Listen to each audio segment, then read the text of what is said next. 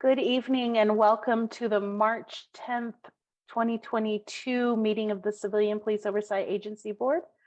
I am Chantel Galloway, acting chair. With us this evening, we also have members Eric Nixon, member Patricia French, member Dr. Bill Cass, and our brand new member, Mike Wartell. Welcome, member Wartell. We're happy to have you here with us tonight. Thank you. Thank you. From the agency, we have Interim Director Diane Mcdermott, sorry, Diane, Valerie Barella, Katrina Segala. We also have Kelly Mensa with us and Martisa Billy from the agency. And then members of our community partners, we have Chris Sylvan with the city council staff, Pastor David Walker. We also have Carlos Pacheco joining us right now, James Gonzalez with GovTV, and then Mark Landavazo with APD Internal Affairs, and Adam Anaya. And then in the stead of our normal council Gooch, Tina Gooch, we have Lynn Mulsteller from the attorney office as well. So thank you everybody for joining us. We're gonna go on ahead and call this meeting to order. It is 5:03 p.m. Mission of the Civilian Police Oversight Agency Board is advancing constitutional policing and accountability for APD in the Albuquerque community. And then I would accept a motion for approval of the agenda.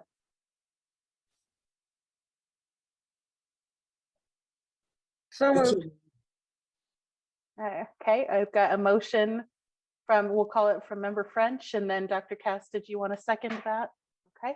Dr. Cass is seconding that. Do we have any changes to the agenda that anybody would like to make? Any discussion on this item? Okay, seeing none, let's go on ahead and call the roll. Ms. Barella. Member Member French. Yes. Thank you. Member Galloway. Yes. Member Dr. Cass. Yes. Thank you. Member Nixon.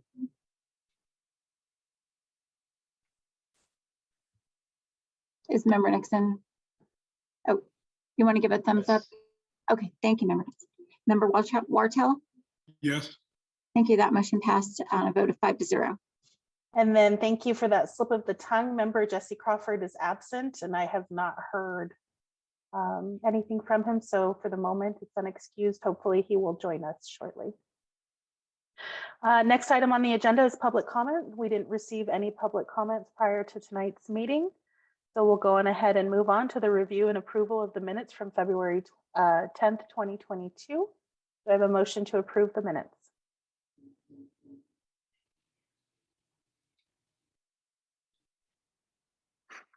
I found them accurate and in order, so I'll make a motion to approve. Second. Thank you, Dr. Cass. Any discussion on this item? Seeing none, Ms. Barella. Member French. Yes. Member Galloway. Yes. Member Dr. Cass. Yes. Thank you. Member Nixon. Yes. Member Wartell. I was not present at that meeting. I don't think it would be appropriate for me to vote. Oh, that's my mistake, Member Wartell. I should have prepped you for that. Our policies and procedures require that we all vote unless excused, either by a suspension of the rules or conflict of interest. So you can approve them, or you can say no, that you don't approve them, but you must vote. Well, I will vote because of that, but I'd like to see that written in the policy. I'll vote yes. Thank you. That motion passed on a vote of 5-0. Thank you. Lynn, yes, please. Chair Galloway, if I could comment on that, I sympathize with new member Wartell that I just don't think it's a good practice. I understand your policies that voting is required, but for someone who doesn't, for no fault of their own, know anything about what they're trying to vote on, it's just not good practice. So if there's an ability to suspend the rules so that we avoid that for the rest of the meeting, I'd like the board to consider that. I think that the way that we have handled it in the past is that we suspend typically the case information. We suspend the rules for cases, and we typically will continue business votes the way that we do. But if Member Wartell would just as soon not vote in this evening's meeting, we can also suspend the rules for the meeting by a majority vote of the board, I believe. Madam Chair, Yes. there are issues where I would vote. Okay. If it's acceptable then to you, sir, then we'll ask the board to approve a suspension of the rules for case review, since you did not have access to those materials. But for all the rest of our typical business, please feel free. Okay. Thank you. Thank you. And Councillor Mosteller, we agree and sympathize, and it has come up more than once. And I think Member French is planning on revisiting our policies and procedures in the very near future. So thank you for that. Okay, next item on our agenda is reports from city departments, beginning with APD and Internal Affairs. I'm going to assume, Mr. Landavazo, that's you. Will you be leading that conversation? That is correct. All right, thank you. Good evening, Chair and board members. My name is Mark Landavazo. I'm a lieutenant with Internal Affairs Professional Standards. My understanding has been provided a report, and I'll go over our statistics for the month of February 2022. In 2022, IAPS had 25 completed cases, which were sent to discipline review. New cases opened within Internal Affairs were 27 in the month of February. We sent 16 cases to the area command for investigation. So pending IA cases for the month of February is 25, and 0 cases were mediated internally. And I stand for any questions. Any questions from the board? Seeing none, thank you so much, sir. Appreciate it. Thank you. All right, next is Internal Affairs Force Division. I am taking a peek around. Mr. Anaya, is that you? I saw your camera come on. Oh, you're muted, sir. There we go. Yeah, you can probably hear me, hopefully. There you go. Yes, sir. Good evening. How's everybody doing? I'm acting deputy commander with Internal Affairs Force Division, and I'll go over a couple things with you today. And I think the ones that we've been going over have been the calls for service in the area commands. So those real quick, we had 39,899 for the month of February. It's up just a bit from, or lower than just a bit from January, but that's to be expected. There's not as many days in February. Also for Foothills Area Command, we'll go by uses of force. So Foothills Area Command, they had, this is for the month of February. They had 1 level 1, 2 level, they had 3 level 2s and 2 level 3s for a total of 7. Northeast had a total of 3 and all those were level 1s. Northwest had a total of 2, all those were level 2s. Southeast, which is predominantly high, had 3 level 1s, 7 level 2s, and 2 level 3s for a total of 12. Southwest had 1 level 1, 1 level 2 for a total of 2, and Valley had 1 level 1, 3 level 2s, 1 level 3 for a total of 5. So the area commands had a total of 31 uses of force for the month of February. Something I just wanted to share with you guys is that I'm not sure if we've been providing this or not, but I think you might find it interesting that, so IFD for the month of December, we closed 37 cases. For the month of January, we had closed 40 cases, and for the month of February, we closed 35, and those are all level 2s and 3s.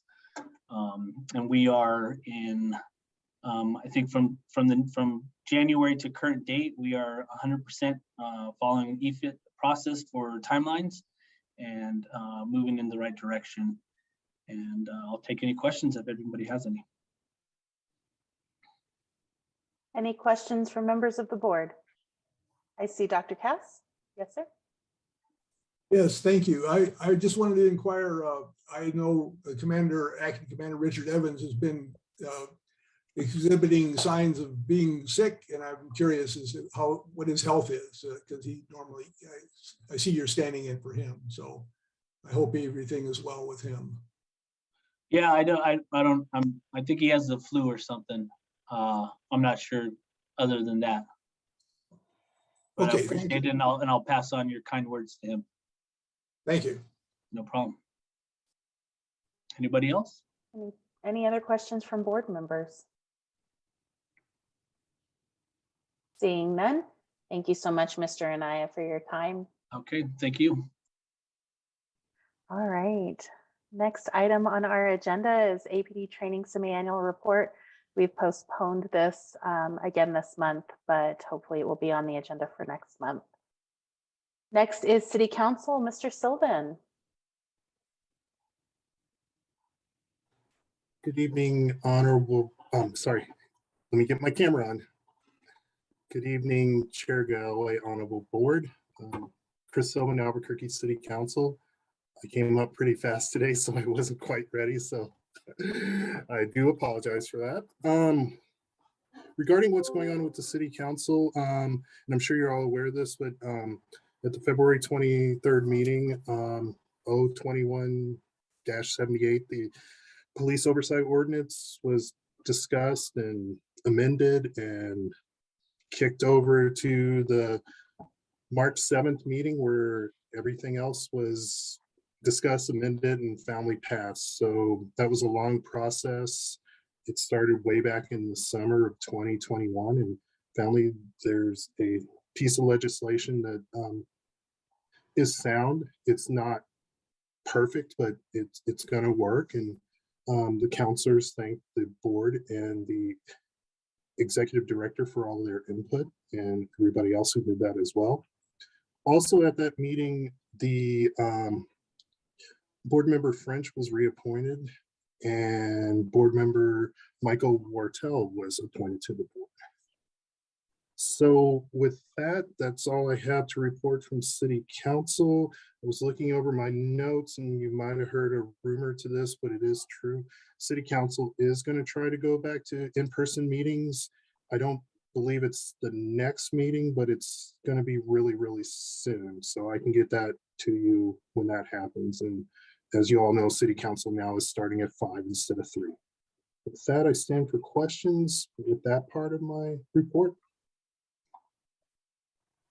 Any questions from the members of the board? Seeing none, thank you, Mr. Sylvan, for your report on that tonight. And then let's see. We'll go straight into public Into safety, your public I believe. safety committee, yeah. Thanks, Chair Galloway. Again, Chris Sylvan, Albuquerque City Council. This is the Public Safety Committee report, and Public Safety Committee met March, getting ahead of myself, February 15th, and the matter that the board would be concerned with is EC 22-18 went to council. It's just the council approving the police officer union collective bargaining agreement, and everybody said, yeah, let's go for it. And that one was good. Coming up on the public safety meeting on March 15th, that's a Tuesday, and that starts at 5 p.m. There's only one agenda item, and it's the semi-annual report. And I'm sure the counselors are waiting for me to finish my analysis of that. And then that'll be it. That'll be the only item that'll be at that meeting. Any questions? Not seeing any questions from members of the board, so thank you again. Thank you, Chair Galloway. All right, Mr. Sylvan. And then next item on our agenda is the mayor's office report with Pastor David Walker. Chair Galloway and board, good evening.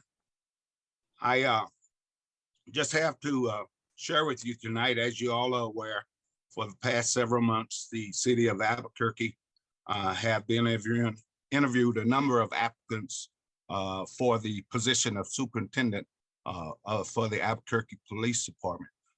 I'm not sure exactly how many applicants it were, But it is my understanding that all applicants have been interviewed, and now it's just a matter of decision-making who will be offered the position of superintendent for the Albuquerque Police Department. And that's all I have today. Any questions for members of the board for Pastor Walker? Okay, seeing none, thank you again for your time. Thank you. All right, do we have anybody present representing the city attorney's office? Next item on our, oh, Carlos Pacheco. Forgive me, sir. Thank you. Good evening, Honorable Board. I am standing in on behalf of the city attorneys, and so my usual report later on might blend in. But I know that the board had reached out again about the training request, and so there's a little bit of back and forth on that. And hopefully we can come to some resolution as far as getting that training resolved. I know Mr. Aguilar is still on FMLA, and the board is still onboarding members, and so hopefully we can we'll figure out training down the road here in short time.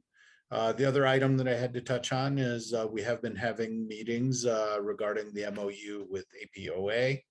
That's progressing along. Another meeting will be scheduled sometime next week, I believe. And I think we're making good progress on that. We can discuss that later on. It's probably in the agenda. I didn't notice it quite, but I didn't give it a close look.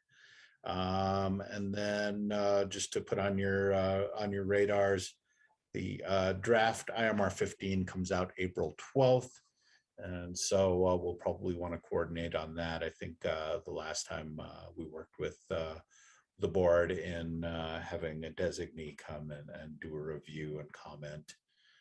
So April 12th would be the date that the draft of IMR 15 will be coming out. I'll stand for questions at this point. Any questions from members of the board?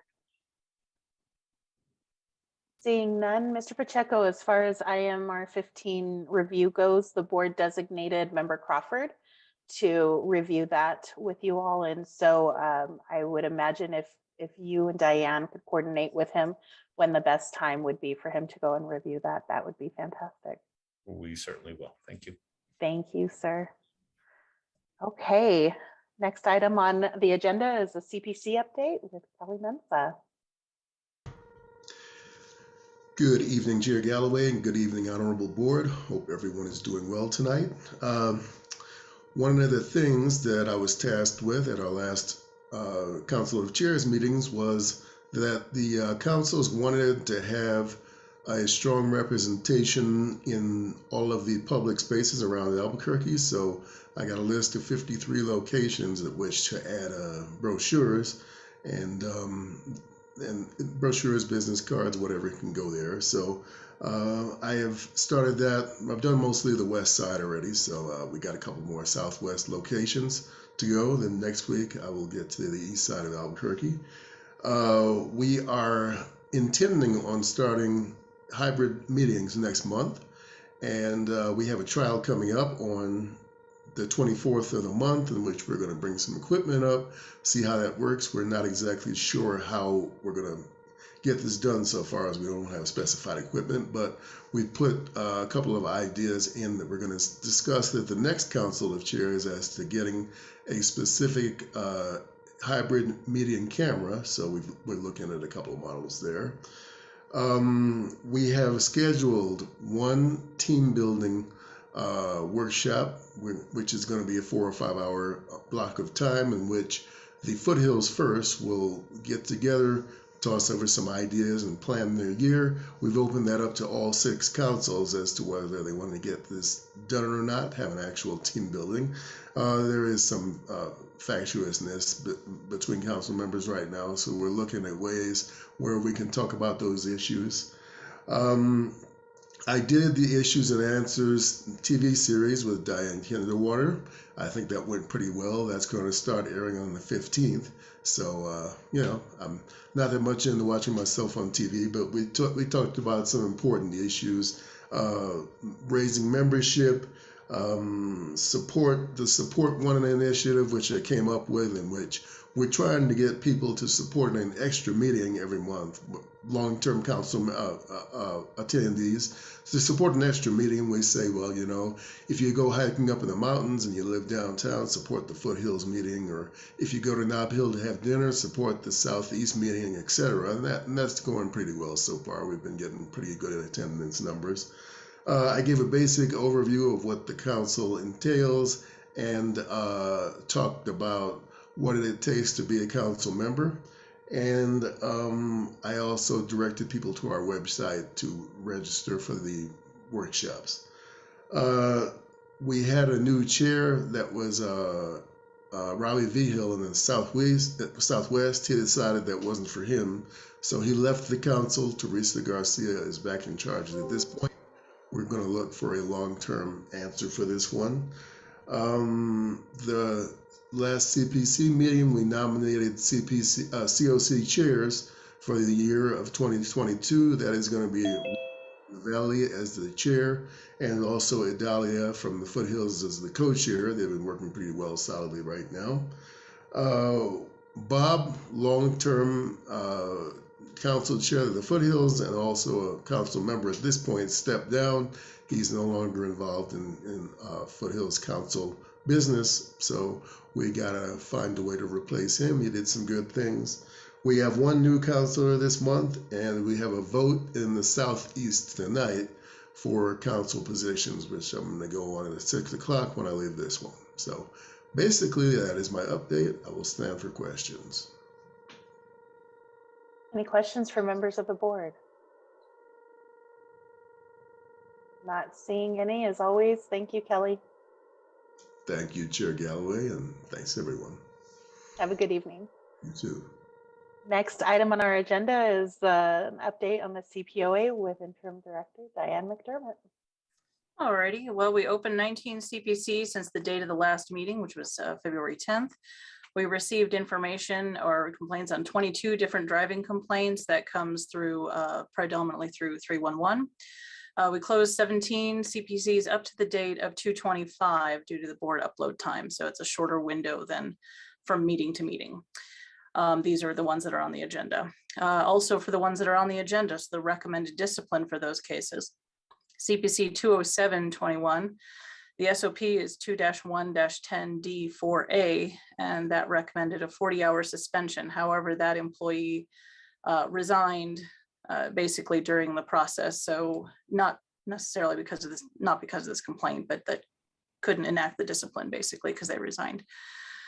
20821 SOP 264A5F recommended a verbal reprimand. 21621 SOP 314-485 recommended a non-disciplinary corrective action. 248-21, there's two SOPs involved in that one. That's 1-1-5A1 and 2-8-5A. There is a recommendation for a written reprimand for each of those SOPs because they are two separate issues. And then the last one is 26221 with a SOP of 2-16-2E1, which recommended a verbal reprimand. A little bit of my report will overlap some of the information that Mr. Sylvan has provided to you, but March 7th, the City Council did pass the revised Civilian Police Oversight Agency Ordinance unanimously. It is not official until it is actually published. So it'll either be signed by the mayor or published after that, or there will be a time for him to do that will pass. And if he doesn't take action, it will then go forward and be published after that. So once it's actually published, the board will be advised, and then we would be operating under the new ordinance. So until then, we're under the existing ordinance. A resolution was passed by City Council directing the city administration to assess reopening and renegotiating the court-approved settlement agreement in light of recent Attorney General guidance. regarding such agreements. Just to kind of give you, there's a lot involved in this, but just to give you some basics, there's guidelines talking about monitoring fees should have a cap, monitors should have term limits. Those can be renewed, of course, under an evaluation process. There's some public disclosure of monitor bills and methodologies, and kind of a 5-year target goal for achieving reforms and ending the agreement. So that's just, there's a lot more, but that's just some of the highlights. In light of the new ordinance and other issues, of course, there's likely to be discussions in the coming months about modifications to the CASA. So this is something that the board will want to consider for suggestions to the city and DOJ in terms of things that they've observed as issues they'd like to see revised. City Council announced that they will be resuming in-person meetings. We're awaiting guidance and paying attention to those developments. So for now, things will remain the status quo, but if it changes, we'll coordinate that with the chair. Letters were sent to the Cpoa staff as well as the amici group leaders identified by the DOJ for an invitation to send input regarding the executive director selection process. Any feedback that was told to be directed to members Galloway and French. So since the last meeting, Efit submitted their second quarterly report. I believe Elizabeth Martinez from the DOJ has been very good about forwarding those things to all the people that attend the hearings. So you probably received that copy. If not, I can provide it to you. Additionally, a proposed amended stipulated order has been filed to allow Efit to investigate the use of force backlogged cases and extend the current Efit contract by 24 months to May 2024. So that was just posted, but has been shared with you all, I believe, same process. Just to kind of give you that information. There's some other aspects to it, but that's the highlights. The Citizen Police Academy, I just found out, will be starting on March 29th. So I believe there's currently 2 members that need to register for that session. So we can get that coordinated. I think that's about it, if there's any questions. Any questions for members of the board for Ms. McDermott? Okay, seeing none, thanks, Diane. All right, next items on our agenda have to do with case review. And so at this time, I'm going to make a motion that we suspend the rules requiring Member Wartell to vote on these cases. As he was just approved Monday evening, there was no time for him to receive the materials to review and be prepared for this evening's meeting. So motion to suspend the rules. So moved. Second. Great. Do we have any discussion on this item? Galloway, I do have a question. Well, just to be clear, it's suspending the rules in case this is what you're asking, Valerie. It's for items 7, 8, 9, and 10 on our agenda. And for more clarification, what rules? The rules requiring a vote of members, all members Okay, who are present. And is that policies and procedures? I just for clarification. Yes, ma'am. It's our policies and procedures. Okay. And do you have the article number? I do not. I can shoot that over in the chat box though. Okay, thank you. Okay, you're welcome. All right, so we have a motion and a second. Any additional discussion on that item? Seeing none. Ms. Varela. Member French? Yes. Member Galloway? Yes. Member Dr. Cass? Yes. Member Nixon? Yes. Member Wartell? Do you wish for me to vote on this one? No, I guess you're suspending the rules to. I think he can vote on that. He just won't vote on the next ones. So. Right. Okay. Yes. I agree that, excuse me, sorry, Chair and Member Wartell, that you have the information you need to vote on this issue. So That's go ahead fine. and vote. Yes. All right, so Member Wartell, you are excused from voting on these next few agenda items. Thank you. You're So this welcome. motion Thank you. passed. He did vote, for clarity, he did vote yes for this motion. So that passed on a vote of 5-0. Thank you, Ms. Varela. So item 7 on our agenda is a request for reconsideration. We have 3 of them, and our council will read for us the criteria by which we can grant a request for reconsideration, and then we can move into these cases. Thank you, Chair. The standard for reconsideration is as follows. The board may grant a request for reconsideration only upon a showing by the complainant that 1, a policy was misapplied in the evaluation of the complaint, i.e. the APD policy or policies that were considered by the board were the wrong policies or they were used in the wrong ways. 2, the findings or recommendations were arbitrary, capricious, or constituted an abuse of discretion, i.e. the APD policy or APD policies considered by the board were chosen randomly, they do not address the issue in the complaint, or the findings of the board had no explanation that would lead to the conclusion made by the board, or 3, the findings and recommendations were not consistent with the record evidence, i.e. the findings were not supported by the evidence that was available to the board at the time of the investigation. That's it.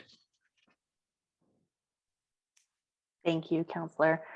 So the first case on our agenda is case 171-21.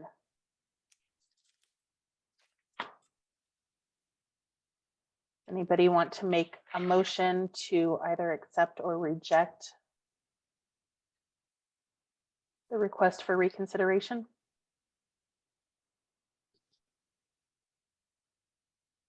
Okay. I would move that we do not grant this request for reconsideration. Second. Any discussion? Yeah, so that's based on the criteria that the council had read, because when I looked at this, is it false information to tell someone no records exist when in actuality records do exist in this case? And that was the only question I had. I can provide some clarity if you'd like, Member Chair Galloway. Yes, please, Ms. McDermott. So just your question, Member Nixon, is regarding the statement that he makes regarding IPRA. So that is a separate issue from what the Cpoa deals with, but actually did discuss that with the IPRA unit. And what occurred with that particular instance was that the video itself did not have a tag for the case number. And that wouldn't have been a violation in this instance, but IPRA did not locate it. However, we were, because we search it different ways. And so that is actually going to be provided to the citizen. We're already, getting the IPRA process fixed. So it wasn't that it was false information. It was just they did not have the record at the time. Okay. That ends my discussion. Thanks. Thanks for the clarity too. Any additional discussion from members of the board?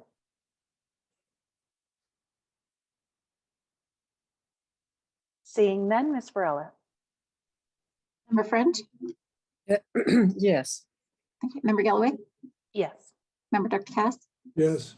Member Nixon? Yes. Thank you. That motion passed on the vote 4-0. Thank you, Ms. Varela. Next item under request for reconsideration is case 173-21. I'm going to make a motion that we not reconsider it because according to the information we received, the officer was not working for APD, nor is he currently working for APD when this incident occurred. So I'm going to make a motion not to reconsider. Second. Okay, we have a motion and a second to deny the appeal request. Any discussion? Seeing none, Ms. Burrell. Oh, sorry, Dr. Cass. Forgive me, Valerie. No, I would just ask that if Director McDermott has anything that she would like to add to this case or give some context. There were several officers involved in this, and so I would just, I'm just wondering if there's more, if she has anything she'd like to add before we vote on this. Member Chair Galloway, Member Cass. So yes and no. I mean, there were several instances that police were called, and I'm trying to go off of memory at this point, but my understanding was that this individual is a concerned individual, but wasn't actually present for many of these instances. Her concern is that the actual parental person of the children, she felt as unfit, and that CYFD needed to be involved. CYFD has been involved in some of these incidents and has, been found to not be able to substantiate things on other calls. So the investigator basically did look at all of the different incidents that she had mentioned, that the complainant had mentioned, and did make the findings that the board has been provided and had also been provided to Ms. Nullwood. So I can try and look into more if you have specific questions that I can try and research for you. No, that answers my question. Thank you very much. Any additional discussion? Okay, seeing none, Ms. Varela. Member French, Yes. Member Galloway, Yes. Member Dr. Cass, Yes. Member Nixon. Yes. Thank you. That motion passed on a vote 4-0. Thank you so much. Next item on our agenda is case 174-21. I move that we deny the appeal for this case. I'll second. Any discussion from members of the board? Dr. Cass? Yes, I just wanted to point out that there's been a number of things that have been related to this case, and there's some policy recommendations that are associated with this that we're going to have a discussion about later. But this has to do with a social media account, and there's been some consideration at the Policy and Procedures Subcommittee about how this might be resolved. And so I think that in general, this, the loose end associated with this had to do more with the policy than it does with the actual incident, because in reading the file, it appeared that the incident was resolved fairly satisfactorily in terms of dealing with the immediate situation. It was a longer term issue that was an issue, and I think again that's being addressed through policy. So that's my comment, and I would again ask if Director Mcdermott has anything she'd like to add. I'd like to hear that as well. Thank you, Chair Galloway, Member Cass. So this, and I the members of the public may not have seen our previous meeting, but this has a very similar concerns and issues that were addressed in a previous meeting regarding an allegation that's been made after the fact regarding the deletion of records. And as I spent a decent amount of time last time explaining that at least the opinion of the city clerk and the information that we have there is that it is not considered a public record that needs to be retained. And that's, the issue of that it is considered transitory information, not necessarily need retained. But in terms of the actual findings, the board has been privy to it. There are a lot of different conflicting court cases, quite frankly, about some of this material. So the research the investigator had done did lay out what believed to be the best findings and the best applicable SOPs for this case. And as Member Cass pointed out, there definitely is some social media SOP opportunities. And so I think that's, what the membership is taking up and discussing as possible recommendations as mentioned. So.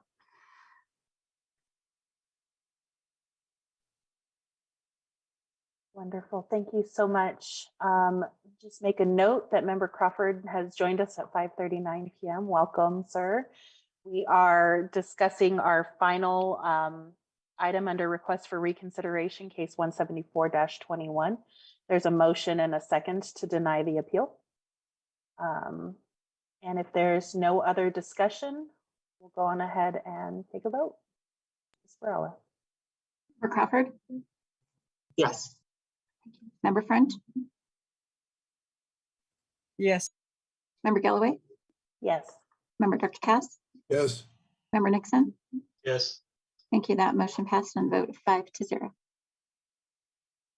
Wonderful. Thank you so much, Ms. Varela. Next item on our agenda is item 8, review of cases, beginning with administratively closed cases 211-21 and 219-21. Do we have a motion as to the dispensation of these cases?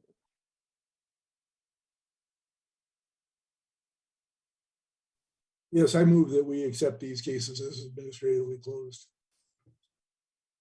Okay, I'll second. Any discussion on these cases? Seeing none, Ms. Varela.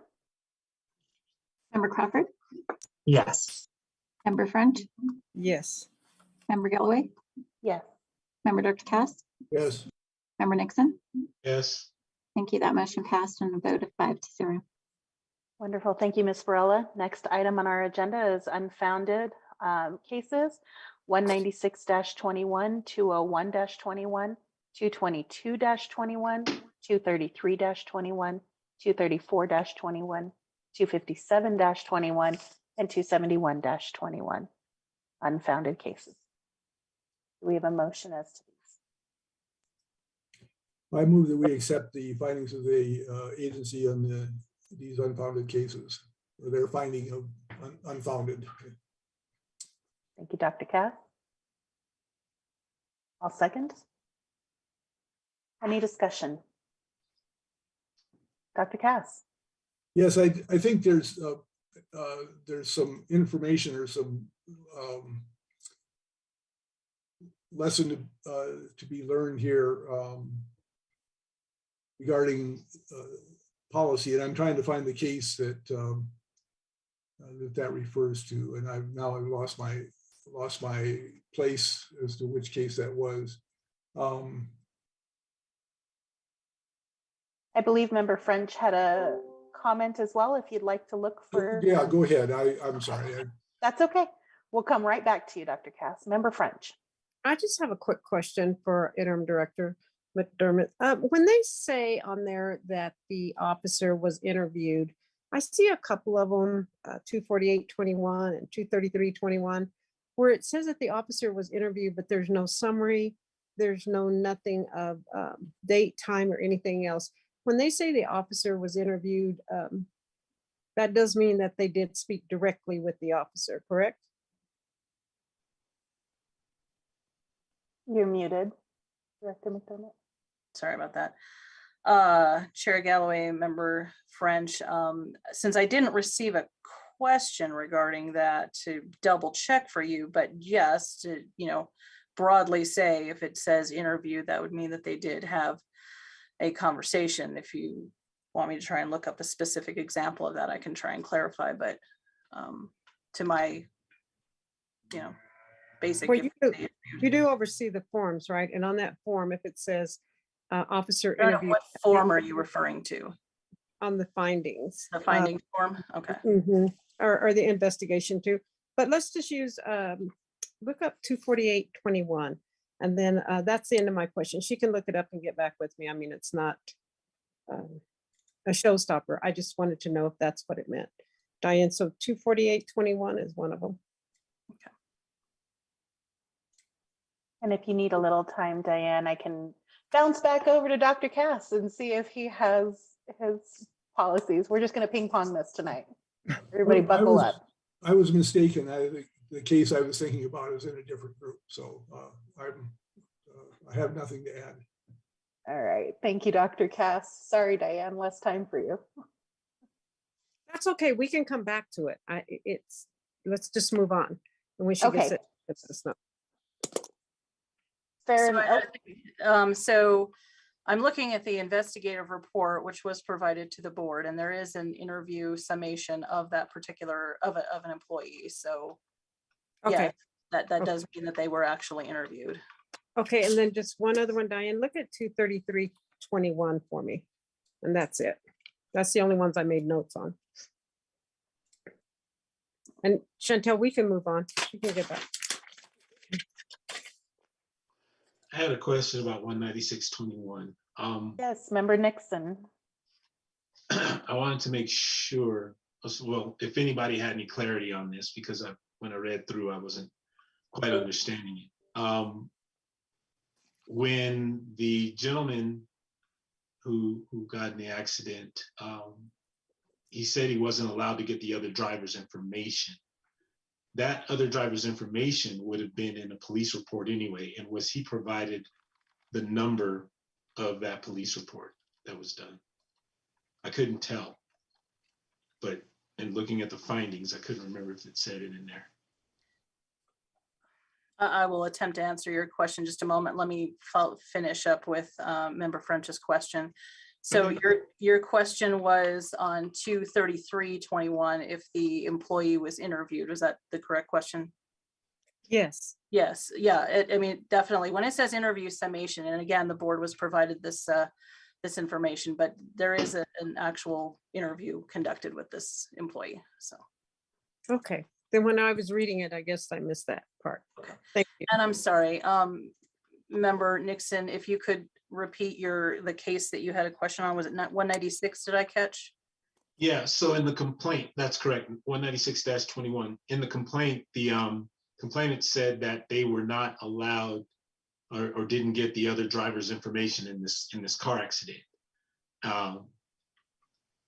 And that's what my question was, is whether or not that police report would have contained that information. And it wasn't indicated, I couldn't tell in video whether the officer had let the gentleman know that information had been captured and where he could actually go and get it. Yes, the information, and I'm speaking generally at the moment because again, I didn't have the chance to prep for this question, but generally, yes, that information is contained on the police reports, and I'm trying to look up the police report right now. Let's see.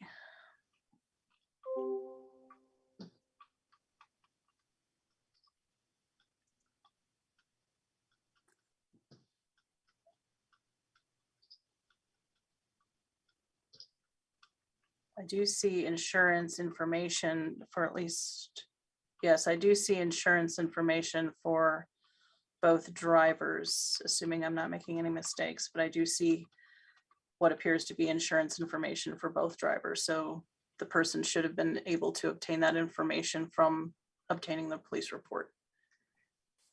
Okay. Thank you.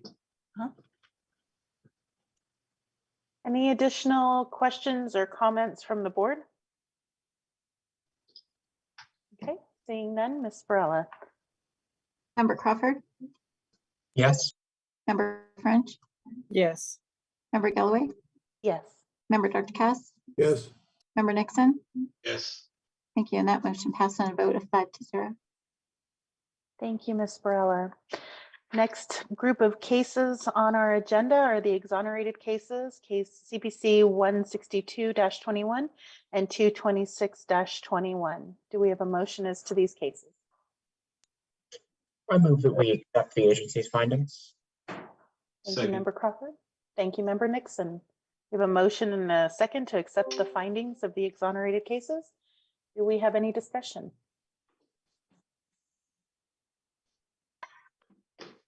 Seeing none, Ms. Varela. Member Crawford, Yes. Member French, Yes. Member Galloway, Yes. Member Dr. Cass, Yes. Member Nixon. Yes. Thank you. And that motion passed on a vote of 5-0. Thank you, Ms. Varela. Next group of cases, the next case is exonerated and unfounded, case 239-21. We have a motion as to this case. Okay, I'll move that we accept the findings of the agency for case 239-21. Second. We have a motion and a second. Any discussion? Yeah. Yes, Member Nixon. So this is just in Acting Director Mcdermott, you can chime in on this, because what I'm trying to understand is whenever we're voting on these cases and the outcome, I'm trying to understand. Well, we can understand it. At what point we are aware of the disciplinary action that may have taken place. For example, for something sustained, meaning that the person probably it was found that they did it, or that there was an infraction of some sort. what that outcome would be as far as disciplinary action would be, and would that then go to the non-concurrence part of the process, or is there a way, like by the time we get these cases in front of us, that disciplinary action has already taken place? And if it has, is there a way for us to know what that outcome was? Chair Galloway, Member Nixon. So yes, in terms of if the executive director, such as myself, if I make a recommendation for a particular discipline, for a particular policy out of one of our cases, it is that as a recommendation. And then that is forwarded to the chain. The non-concurrences, and you will see some examples of that coming up later this evening. If the chain disagrees with that particular recommendation, then they do provide a non-concurrence memo in explaining why they choose a different discipline range or discipline item. If we don't receive a non-concurrence, then that should indicate that they did enact that particular discipline. And yeah, I guess that's kind of the best I can explain to you right now. Thank you, Director McDermott. Any additional questions from members of the board? Seeing none, Ms. Varela. Member Crawford, Yes. Member French. Yes. Thank you. Member Galloway, Yes. Member Dr. Cass, Yes. Member Nixon. Yes. Thank you. That motion passed on a vote 5-0. Okay. Next batch of cases are the sustained cases, sustained findings for case 207-21, 208-21, 216-21, 262-21. Do I have a motion? Chair Galloway, the member that is for, the complainant for 216-21 is in the waiting room to speak. Thank you. Do you want me to go Okay. ahead and go over? Yes, please. We'll come back to the vote.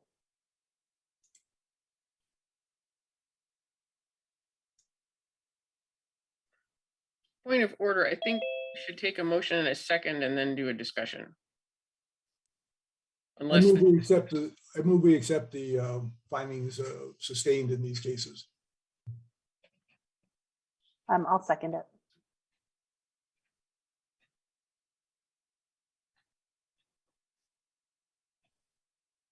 Good evening, Ms. Van Dam. Can you hear us? Yes, I Come back to the can. vote. Wonderful. Hello. We can hear you as well. Okay.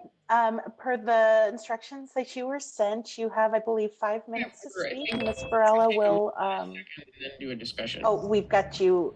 You might want to turn down your TV or your computer, wherever you're hearing that.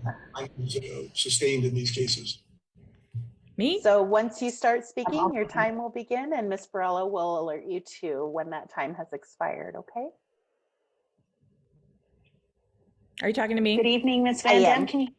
Oh, okay. Oh, yes, Yes, I can. Oh, sure. Okay. Wonderful. I'm sorry, though, but before you start, somewhere we have a TV or a computer that's going and we're hearing the delayed. So if we can turn that down. Oh, we've got you. You might want to turn down your TV or your computer, wherever you're.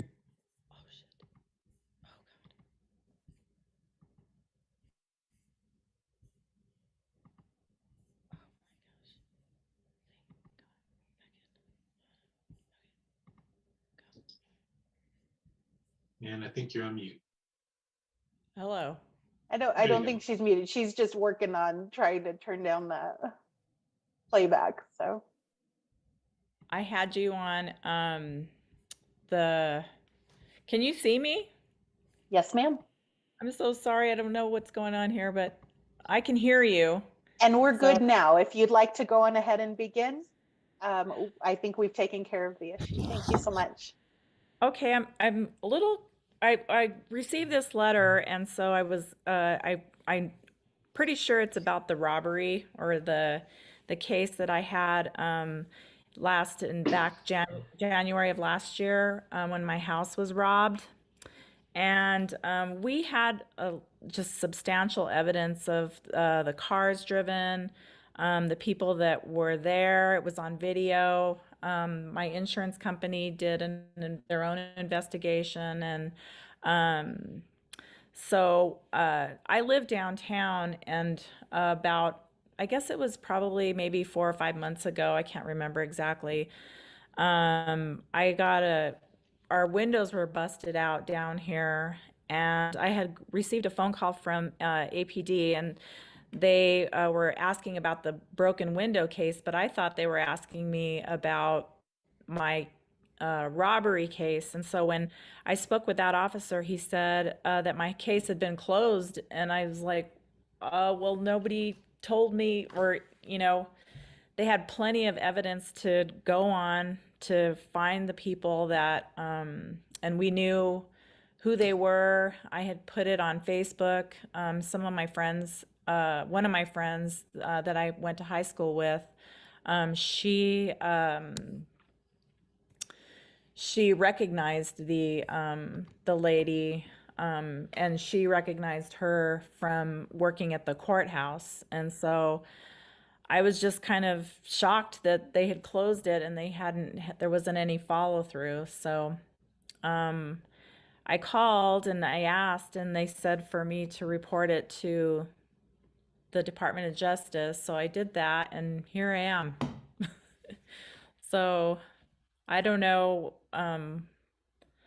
why they would close it, I guess, is my question. Because there was plenty, we had the car descriptions, we had them all on film, we knew their names. So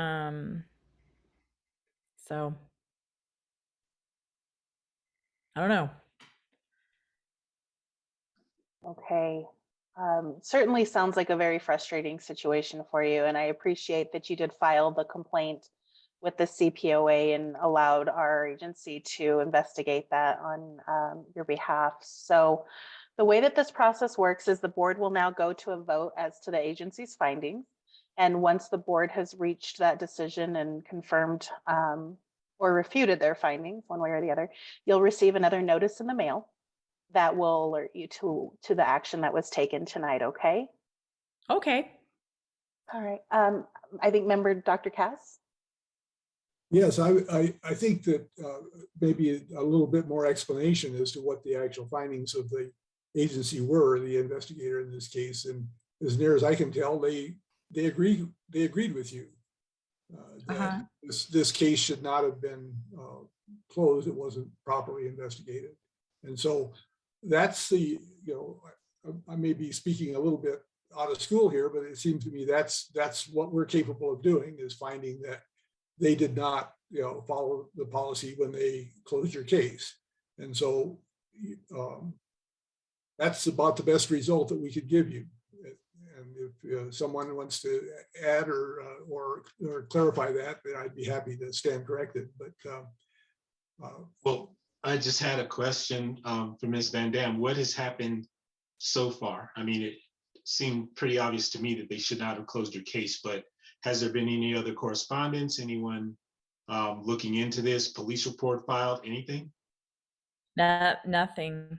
It was just kind of, I received a phone call from Detective Phillips telling me, and I still have the voicemail, telling me that another detective was going to take over.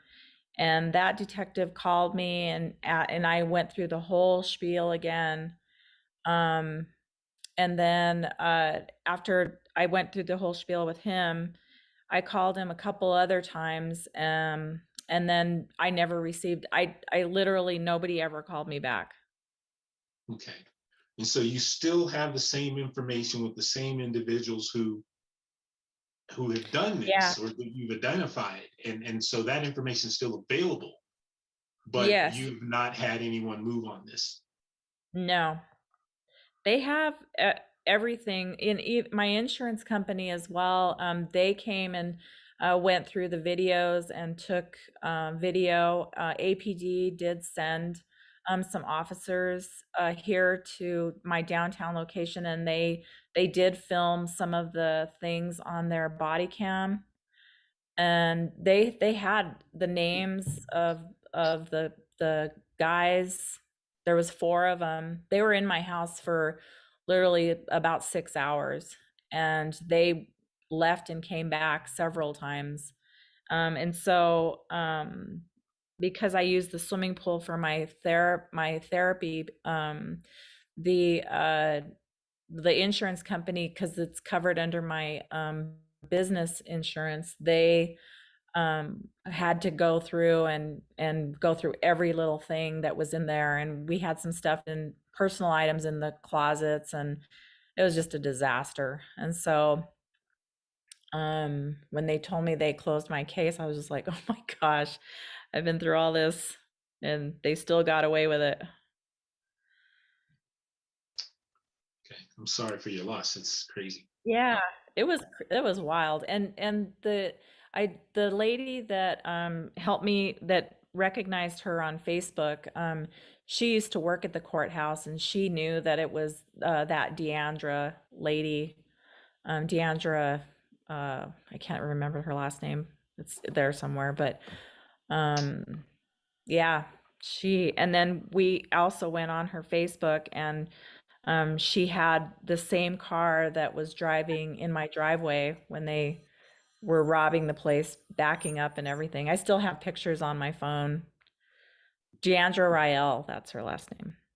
And then the other guy was Bobby Alderette, and I guess he has a really long rap sheet as well. So I don't know. They knew who they were. Okay, I'm actually gonna cut that off because I think it's a little bit premature to be having these discussions and making. I think we're a little ahead of ourselves right now, and these discussions are for members of the board. Member French, I did see your hand up. So just before, is it a discussion for us, or do you have a question for Ms. Van Dam? It's for the board. Okay. Then if nobody has any other questions for Ms. Van Dam, really thank you for engaging in this process. And as I said, you'll receive your letter with the agency and board's approval of their findings. So. Okay, I appreciate that. Thank you for your time. All right, thank you guys. That's it? Yep. So okay. We'll go ahead and bye-bye. All right, thank you. Bye-bye.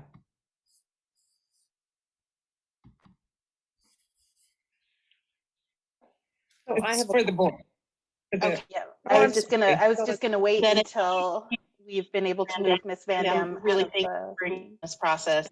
And as I said, you'll okay, thank you. Just a point of order, everybody. Until the board has approved or rejected findings, that was probably a little bit premature to have that conversation with that individual. So let's just keep that in mind. Member French. I have a question. So as Member Cass said, the agency did find that her case should not have been closed. What now? I mean, does the agency intervene for her? Maybe this is for Ms. McDermott. What happens now? That did you guys just do this for no reason? I mean, nothing's gonna come of it, or do you have any authority to help this lady, since the investigator said that the case should not have been closed? Well, Chair Galloway, members of the board, let me make a few corrections here first off. So it looks like on the agenda, it actually was placed all under sustained. It should have been a mixture of sustained and exonerated on the agenda. So that's, problem number one. Now, where it was placed on the agenda isn't so critical. It's more for just tracking purposes for the monitoring to select cases. But so there is two different findings in here, one being exonerated, one being sustained, of which the board was aware given the materials. So when it comes to the closure of the case, that actually was a different, when you do a preliminary investigation, there's multiple steps. And one of the steps that the complainant had talked about was that additional interviews weren't conducted. And so the findings that was provided to the board did discuss that was an exonerated issue, and that was brought up for all the materials and reasons that were in the investigative report. The issue of the complainant saying that she was not notified about the closure of the case, That was the sustained issue in which the complainant should have been notified by the detective or in this case, it was the supervisor that actually took the ownership of that because of the fact that the detective himself was sort of being bounced back and forth between the field and the overtime, it's not an overtime assignment, but what they call TDY to these investigative units. So that part was the sustained part. To answer your broader question of what do we do with it? So again, the agency and the board are not in an advocacy role. What we are able to say is that the violations occur, didn't occur, whatever that is. If the violations did occur, then the remedies, of course, are the discipline, the training, the department, if they see that it is an egregious issue, often does take some role in trying to quote unquote correct the wrongs, if you will.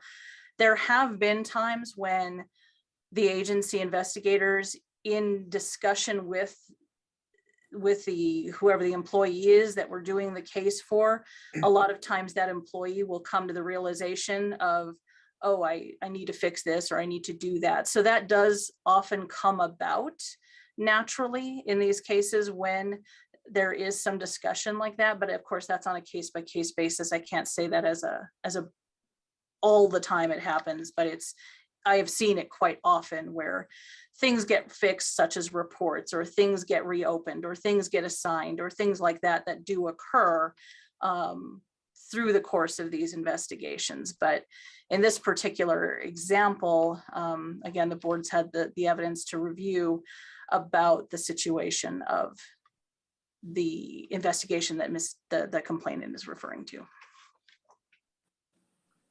So in this case, was there a violation of policy?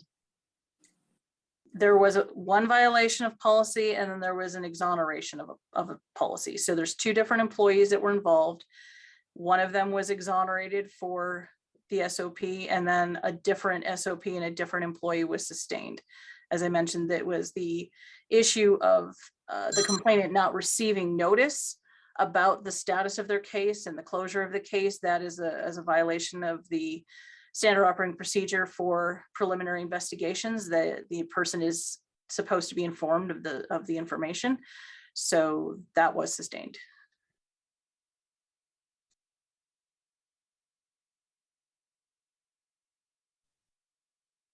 Okay.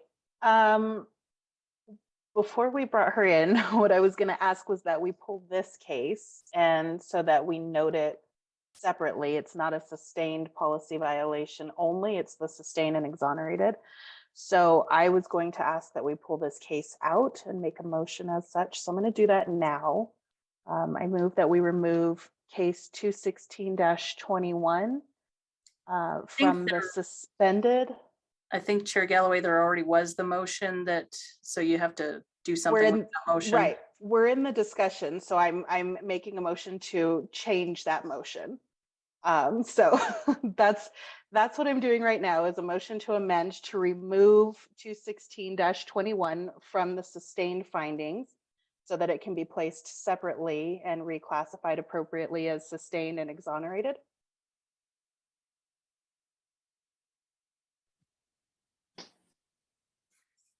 Second that amendment. Thank you. Right. I think this was my motion, right? I'm not sure. Right? It was. Okay, all right. So I see this as a friendly amendment. Thank you. So we have a motion and a second. Do we have any discussion on that particular piece of it? Then let's go ahead and take a vote. Ms. Varela? Member Crawford? Yes. Member French? Yes. Member Galloway? Yes. Member Dr. Cass? Yes. Member Nixon? Yes. Thank you. That motion passed on a vote of 5-0. Okay, thank you. So we're back to the original motion of, or the amended motion, I guess, of approving sustained policy violations for case 207-21, 208-21, and 262-21. Is there any further discussion on that from members of the board? I do have one. it may be a little bit of a moot point, but I do want to raise the awareness of this, that for 207-21, I think that there were additional policies that should have been considered. Given that the employee is no longer there, I don't know the value in going back through it, but I think that it's the professionalism and courtesy from members of the department frequently comes up as problematic with members of our community, and several of us as board members have raised these things. And so the additional policies that I think applied here are and this is a weird one, 2-01-10A1 and 2, and then 2-01-14A, and then 2-01-18A. Those all have to do with the way members of our department, and in this case, the dispatch center, interact with the public and the courtesy that they are given and afforded just as members of the community. Particularly in this situation, because of what had occurred and the severity of what had occurred, the tone and attitude of that particular 911 agent was concerning to me. And so I think that would have been something that I would have liked to have seen happen. And then the other thing that I noted on this policy is the effective date on it was 8/13-2007. And just as I was scrolling through and looking for, is there anything in here that talks about the way we engage with the public, with callers that are calling in, I saw that the priorities were listed as what they were. And if I remember correctly, they changed the priorities of calls in 2017 or 2018. So it might be worth looking to make sure that those call priorities are up to date in that particular policy, just because of the effective date that it had on it. So. And Chair Galloway, I can try and clarify a little bit that as well, if you like. Thank you. Yes, please. So in terms of the call priorities, that is actually something that was noted in a previous investigation. The board might remember that we noticed a discrepancy between the published policy and the policy, the priorities that the actual unit was adhering to. So that was a recommendation made in that previous case, I don't recall which one it was, to either issue a special order so that the priorities are updated appropriately and published on there, or to obviously have the policy revised. So I do understand from the policy unit that they are in the process of revising that policy. So presumably all of that will be incorporated, but it is something that we noted previously and, had recommended that get corrected. In terms of your others, I don't recall exactly what these policies say, that all the 2-01s. Often what would probably be used, and again, I'd have to review this in more specific, which I didn't have opportunity to do, but the general conduct type of policies that usually fall under the 1-1 more often would be used as opposed to something very specific, especially if the policy was older. So I'd have to compare what 2-01 says to what some of the 1-1 says and look at the specifics of this particular case to see which one might be applying better. But often when it comes to general conduct, tone, behavior with the citizens of Albuquerque, it tends to fall under the 1-1 policy. And I'm aware that's actually the one that I had in mind when I was like, there's got to be something in this one for the dispatch center that discusses how we engage with community members. That's what made me go looking for it. And sure enough, there are actually a handful in their policy. But more than anything, I don't note that specifically for this case, just as a general kind of statement. This issue comes up a lot. And I don't know that it's always considered to be policy violations. I don't know if it's ever looked at because it's not what people are generally complaining about. It just occurs.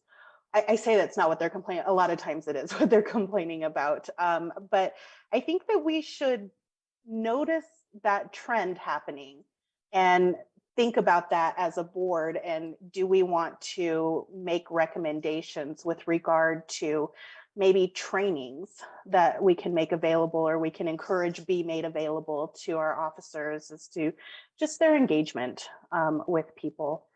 It's more for that purpose of discussion, Director McDermott, than anything else. It's just something to note for the board. Absolutely, understand. Thank you. Any additional discussion on these batches of this batch of cases?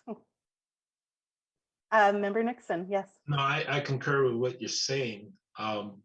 Trying to basically synthesize that into a policy to identify can seem elusive sometimes, especially when we don't get the outcome of the actual findings in the cases, especially with sustained, where we're looking to say, okay, it's sustained, so what happened to that officer?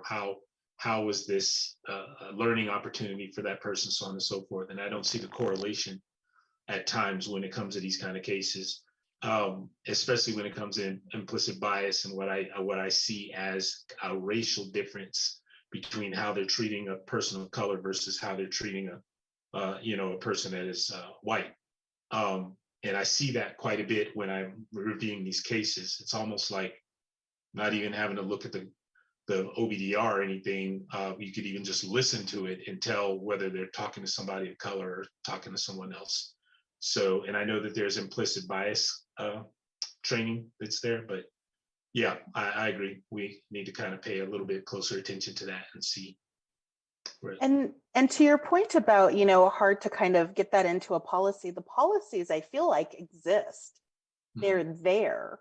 We just don't always necessarily utilize those policies as we're reviewing cases. For example, maybe a sustained policy violation not based on original complaint or something like that. I'm thinking more of as a training aspect because those policies are in place. It's something that I'm thinking maybe we might want to consider highlighting for the department and saying, hey, this trend is happening and evidenced by this. We're going to have to, make sure that we have all of that information pulled together. What kind of training opportunities can be made available to our officers to kind of help correct this problem? That's kind of more along the lines of what I'm thinking anyway. So I just note that for that. Any additional discussion? Seeing none, Ms. Varela. Member Crawford? Yes. Member French? You're muted, Member French. Yes. Thank you. Member Galloway? Yes. Member Dr. Cass? Yes. Member Nixon? Yes. Thank you. That motion passed on a vote of 5-0. Okay, with that said, I'm going to go back to case 216-21 that we pulled to be noted as exonerated and sustained policy violations. Do we have a motion as to that? I move that we accept this case as exonerated and sustained. Okay, I'll second. Any additional discussion as to this case? Seeing none, Ms. Varela. Member Crawford? Yes. Member French? Yes. Thank you. Member Galloway? Yes. Member Dr. Cass? Yes. Member Nixon? Yes. Thank you. That motion passed on a vote of 5-0. Thank you, Ms. Varela. Okay, next case on our agenda is sustained and sustained not based on original complaint, 248-21. We have a motion as to this case. Okay, I move that we accept the findings of the agency in this case. I will second. Thank you, Member Crawford. Do we have any discussion as to this case? Member Nixon, I saw your mic come off. Nope. Member French, I saw your mic come off. Nope. Okay, not seeing any discussion for this. Ms. Varela. Member Crawford? Yes. Member French? Yes. Member Galloway? Yes. Member Dr. Cass? Yes. Member Nixon? Yes. Thank you. That motion passed on a vote of 5-0. Thank you, Ms. Varela. Okay, we're going to move on to item 9 on our agenda, non-concurrence cases. Diane, you did such an excellent job with this last month. It was really nice to have that total picture provided.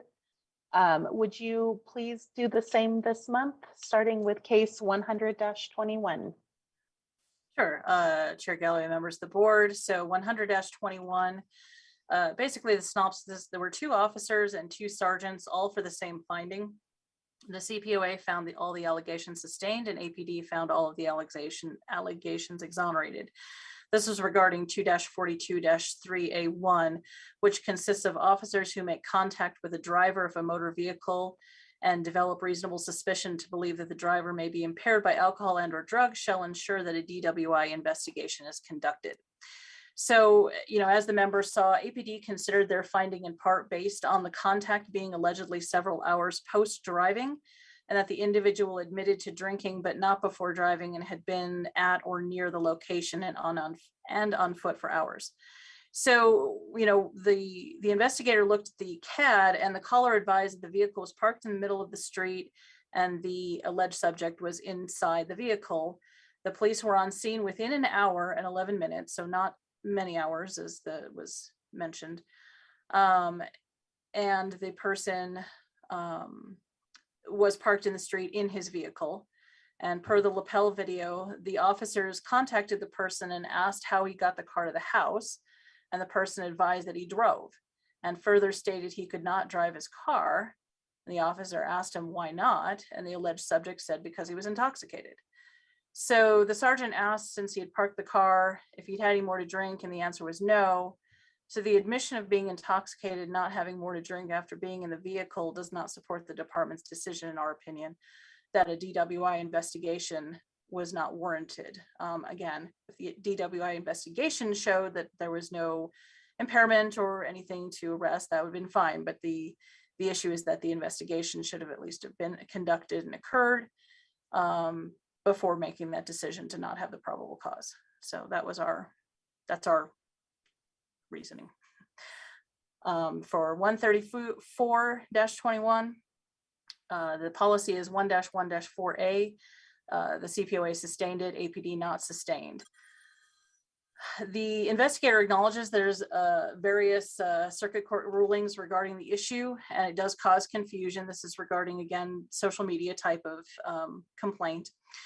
And the issue was that the allegation was that their First Amendment right was violated because they were blocked from, now I can't remember if it was Twitter or Facebook. We've had a few different ones, but anyway, some social media. So the SOP in question is regarding the, the constitutionality basically of blocking that person from that particular social media. The employee, is a spokesman for the department, works for the community, takes on a high threshold of public activity. So, based on the research that we did, that was necessary to elevate the person to essentially what's a public figure status. The non-concurrence mentioned his account, and the information was also found on the official page, which the public should be following. However, what we were finding is that this was a government actor, which basically was a blending, another issue of a blending account. And because the employee was engaging in original dialogue and having comments and engaging the public, it can certainly lead to the confusion of, is this an official page or not? So that was what we're going on with that. The other SOP in that particular case was 1-1-5A1. Again, the Cpoa sustained and APD not sustained for the difference. And this is a general conduct type of complaint. SOP. And according to APD's assessment, there was no evidence to show who the employee was referring to. APD said that the comments were generalized and made on the personal Twitter page. Again, our investigation showed that it was a blending of an account. Therefore, in our estimation, it was not strictly personal. And therefore, there are some standards of conduct and etiquette that should be adhered to. And using some of the terms that were used, it may not necessarily have been directed to a person, but there were some petty bashings definitely via the tweets. So we sustained that, feeling that that was inappropriate. What is also confusing, of course, in this non-concurrence is that the APD's decisions in the findings would seem to contradict the decision that they made regarding the discipline. APD rejected the discipline recommendation that we had of an 8-hour suspension and instead imposed a mitigated penalty recommending a written reprimand. However, since they had a not sustained finding in these cases, there shouldn't be any discipline. So I do find it rather confusing in that. 140-21, there were 2 officers and 1 sergeant identified in the investigation. The 2 officers, the SOP in question was 2-52-5C1, which is involving force issues. The CPOA exonerated, APD admin closed those. And then there was a 1-1-5A1, which is a conduct again, CPOA exonerated and APD admin closed. And then the final was a sergeant for 2-57, 3C1A and H, the CPOA sustained not based on the original complaint and APD admin closed. The reason why APD stated the reason for all of these admin closures was the belief that the situation was a duplicative investigation already conducted by IEPS. However, what, at least in our estimation, the chain review seemed to have not realized or missed was that the incident actually had 2 different incidences and 2 different allegations that involved potential force. So the APD investigation conducted the on-scene investigation, and that was reviewed by the CPOA investigator, but that only addressed a use of force incident that occurred prior to the allegation of force at MDC. So a whole new use of force incident occurred at MDC, and the investigation from APD only seemed to cover the previous or the first. So that's, you know, we feel that we maintain our findings in that because we were discussing 2 separate incidents basically. 149-21 is a discipline only non-concurrence, and there's a few of those, and I guess I'll just mention it here now, which kind of will apply for the rest. So the discipline, obviously the board and the CPOA director recommend discipline. The chain has the option to disagree with that. In my conversations with the monitor, basically, as long as it's within the range, then it's considered not really a deficiency or an issue. The chain does have the benefit of any mitigating and aggravating circumstances that the CPOA may not necessarily know about, particularly mitigating issues. So if they choose to do a lower discipline, that might be still appropriate given the policy of 3-46. So just as a point of understanding where it is an issue, and the monitor does look at those things during their IMR reports, is if there's a very big variance that is falling well outside of 3-46. So just kind of to give you that information. Going on to the case 155-21. 1-1-5A1 again is the conduct type, CPOA sustained, APD exonerated. In reviewing the lapel video, the officer was observed not to have been given the complainant equal opportunity to provide her side of the story and constantly cut her off during the interaction. The officer referenced on several occasions the interaction that the neighbors had called about this person and believed what the neighbors said. However, our investigator didn't locate any evidence that was saying that the officer spoke to neighbors on that particular incident or that neighbors called. So we were not basing this decision solely on the use of a particular word that the APD non-concurrence had talked about. We were talking about the overall, you know, much like what Chair Galloway was speaking of, sort of disrespect of the complainant. And so that's why we had sustained it, but APD exonerated. The other SOP was 2-94, 4C, 4B, B and I, where we sustained an APD unfounded. This policy deals with officers completing a CYFD referral if new allegations of neglect or abuse are identified through investigation unrelated to the initial reported allegation. The complainant had told the officer several times that there was alleged narcotics possession in the apartment with the children, and she alleged that children were in danger. Now, according to APD, they cited this was an inappropriate SOP selection, and they instead sustained the officer for 2-60-4A1, which is a policy requiring a preliminary investigation. If the department deems that that's a more appropriate SOP, that's fine, but I'm not sure that I would unfound the other. It would be more appropriate to admin close it, is my estimation.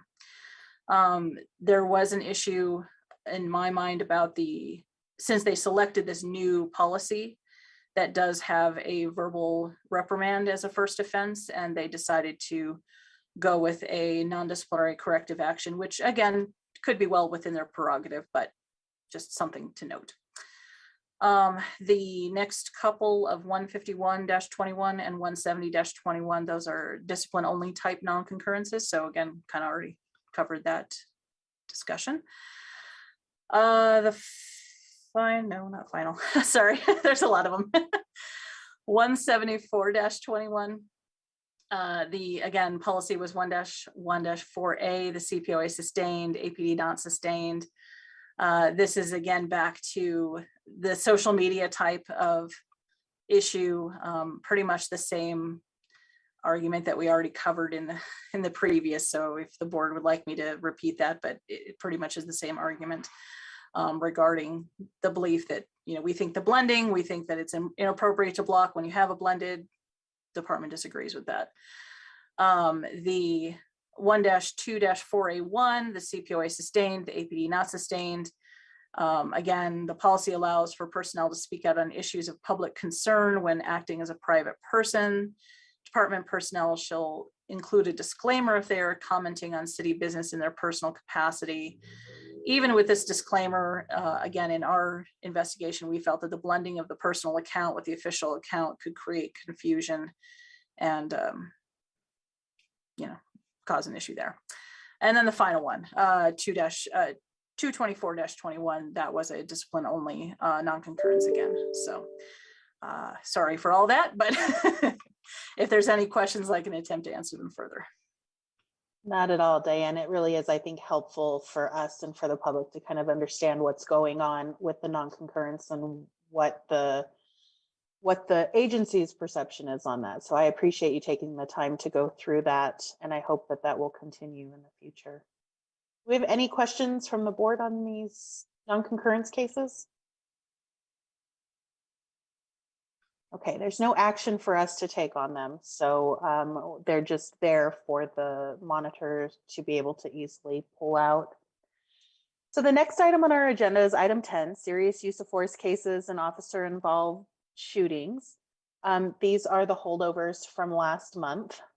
And I think, I'm not sure how we want to handle these now. I certainly don't want to rehash the conversations from last month. But I don't know if, Diane, if you have like just a synopsis that you want to provide from the director and the agency standpoint, or if we want to go another round with Dr. Cass, or if the board is just comfortable having reviewed the material, voting, which is what I would like to do. But it would be a change from how it's been done historically. So just Chair Galloway and members. So no, I do not have any specific, information regarding these. I can't provide you synopsises of these particular cases. As there was some discussion, obviously, and there was the request for the legal opinion, and that was provided to the board. So the board has reviewed the materials, and I'm not sure Dr. Cass if he had some lead that he wanted to take on any of it, but I don't have any specific input on these particular cases. Okay, fair enough. And I'm comfortable with having discussion, but I would like to keep in mind that it is each board member's responsibility to review the materials that are provided. I understand that there may be some benefit to giving just a quick synopsis of what's going on for the public. But I don't think we need to go into rereading everything that we have already reviewed. So I would say that, I would ask for that consideration and time consideration for us and for the members that are watching in the community. Dr. Cass. Duly noted. I've been looking for a way to streamline the process as well, and I understand the frustration of the board when that hasn't happened. I think we have spent too much time on some of these, but I would like to give a little bit of background to set the stage where we are, because there's a lot of moving parts in the review of these cases, and I think there are considerations. We're under scrutiny to get the result right and to make it known publicly. But so let me go back a little bit. It's been about 6 months ago, I actually sent out a document that described the use of force policies that pertain to these serious use of force case reviews, and it included the investigations that APD conducts, as well as following this through the timeline, through the FRB, and through us, or through our review. Yeah, there's been a concern over several months, or for a long time, in fact, the potential backlog that APD faced, and with that backlog was resolved, what we were going to do about that. One of the things that's contributed or had contributed to the issue of whether we got the cases in a timely way was how much effort was required to deal with the OBRD video, which is essentially the central point in this memorandum of understanding that's being developed or negotiated between APD and the city and us to receive this information, and to minimize the amount of effort that APD puts into the redactions. I mean, the issue is that officers, there's agreements in place that say officers cannot be identified publicly in the context of these meetings, even though that they might be identified through an IPRA request. Well, we have to deal with that. So that's what's been going on with regard to negotiating these MOUs. So that primarily affects how much work APD has to do to redact all that information, and that's significant. I think we're making progress, and we'll hear more about that. So I won't say anything more right now. But we do need to improve our process, and that part of it, of course, is streamlining it at the board meetings.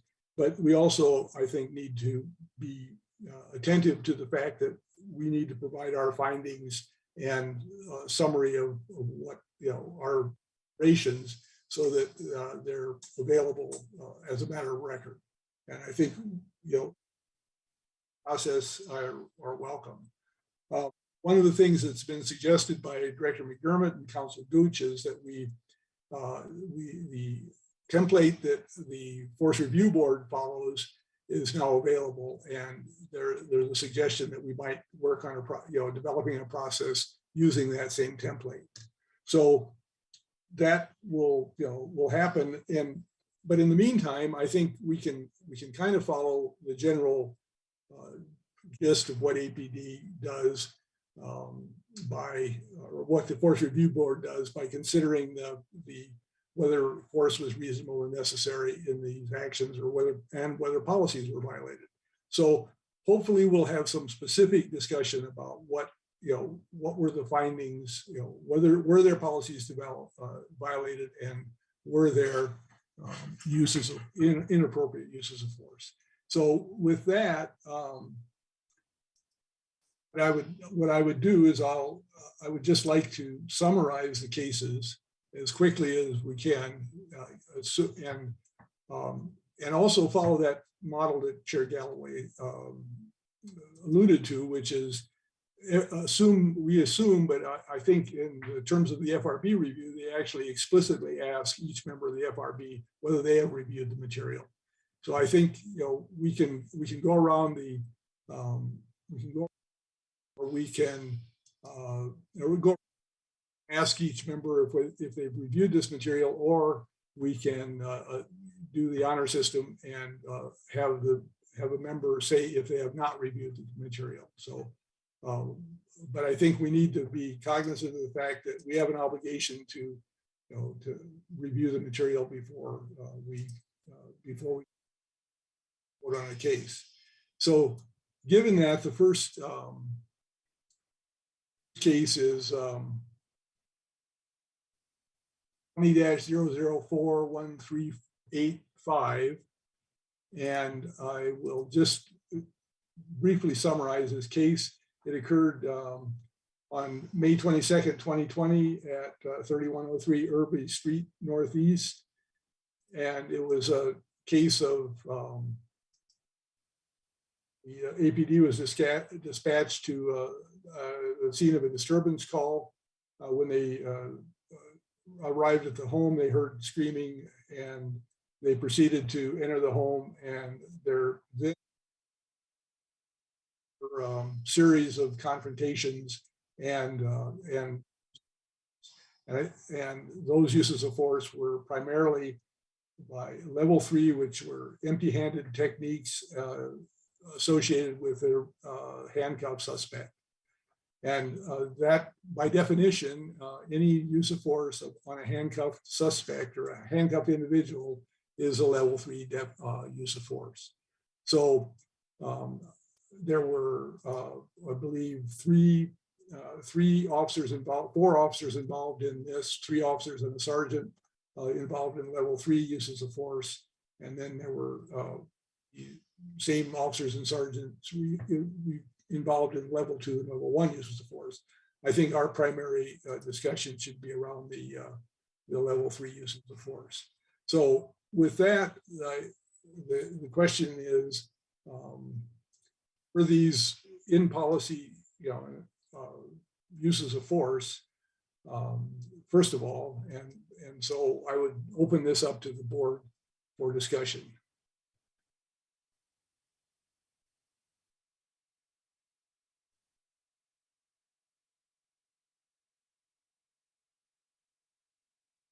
Any discussion from members of the board on this case? Member Galloway, I don't recall we've had a motion or a second to discuss this case. We haven't really. Okay. Yeah. Sorry, I'm Chair Galloway and members of the board. I'm a little unfamiliar with your processes. Do you take these cases one at a time? Okay, so I think it's fair for someone to present the case, and then there should be a motion on whatever action the movement wants the board to take, second, and then discussion, and one per each case, if that helps. Yes, thank you. So I move that we accept the findings of the Force Review Board in this case, and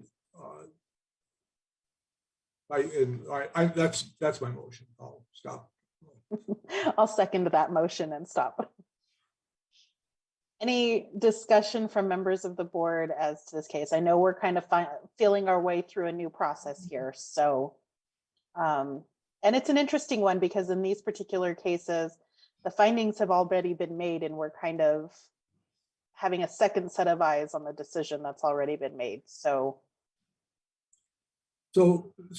just to, in the interest of, trying to guide, get through what I think are the important points, and I think it's what's important in general around use of force cases is, were de-escalation attempts made, were they appropriate? So I don't, so this is, I would just like to, hear from board members as to, in viewing the videos, that they feel that there was a possibility for de-escalation. I can tell you that the review board did not find that was a problem, and so they did not see that was a de-escalation techniques were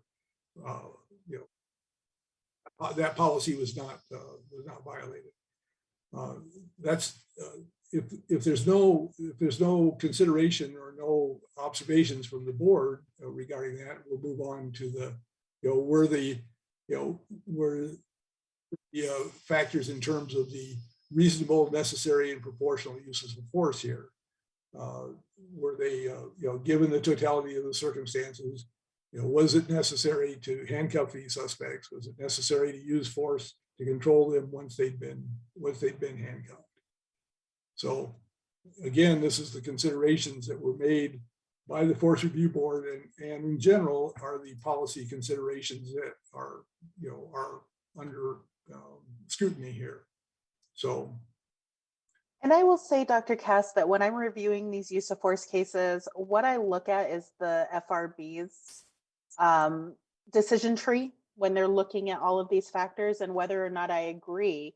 And I only typically make notes if I don't, like I've got, or if I have questions or concerns about something that I'm seeing. For example, in our OIS case, in our officer involved shooting case this evening, I have a couple of notes on that one. But generally speaking, I didn't find anything that I would say differently than the FRB did in this case. So I don't have any notes, going along with it. I don't know how other members review their cases or how they do that, but you're not going to get a whole lot of discussion from me because I didn't write a bunch of notes. I didn't disagree with the FRB's findings. So, Member French. Yes, we have nothing else to go on this time since we didn't get the reviews or recommendations, but the FRB findings. But I will say this, I don't think that we're required as a board to speak out on every single infraction that we think may or might occur, or every policy. I will just be voting whether I concur, or whether I agree, or whether I don't agree with the FRB and the recommendations. That's all. I won't be, I did write down some things, but I won't be elaborating on each individual case, on each individual subject.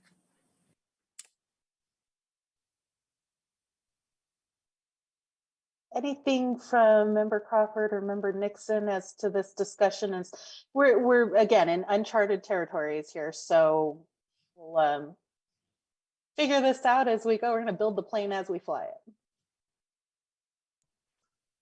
I'm largely in the same boat as yourself, Chair Galloway. I agree with the Force Review Board conclusions here.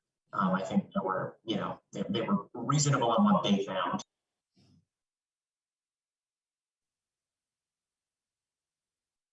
Okay.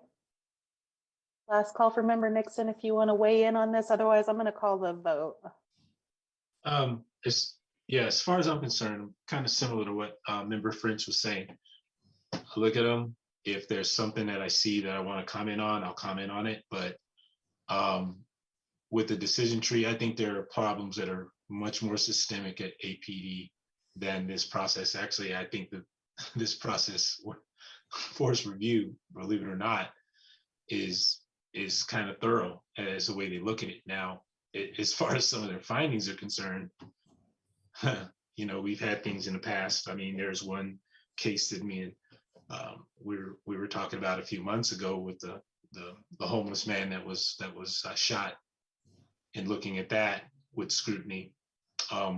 It can go either way, but yeah, I'm not commenting on every single thing. But if I do find a discrepancy, I will bring it out in the, what is that thing on that document, the findings area, or the at the bottom of it where I can comment. So I'll leave it at that. So I think then the best way to do this is let's just go on ahead and we'll make a motion to either accept or reject the Force Review's findings, just as we have with this. And then we'll open it up for discussion and see if there's anything that's come up with these cases. And then we'll take our votes to either accept or reject, if that works for everybody. Okay, so we have a motion and a second to accept the findings of the Force Review Board in case 20-00413885. Ms. Varela. Yes. Member French? Yes. Member Galloway? Yes. Member Dr. Cass? Yes. Member Nixon? Yes. Thank you. That motion passed on a vote of 5-0. Okay. Next case on our agenda is 20-00853117. We have a motion as to this case.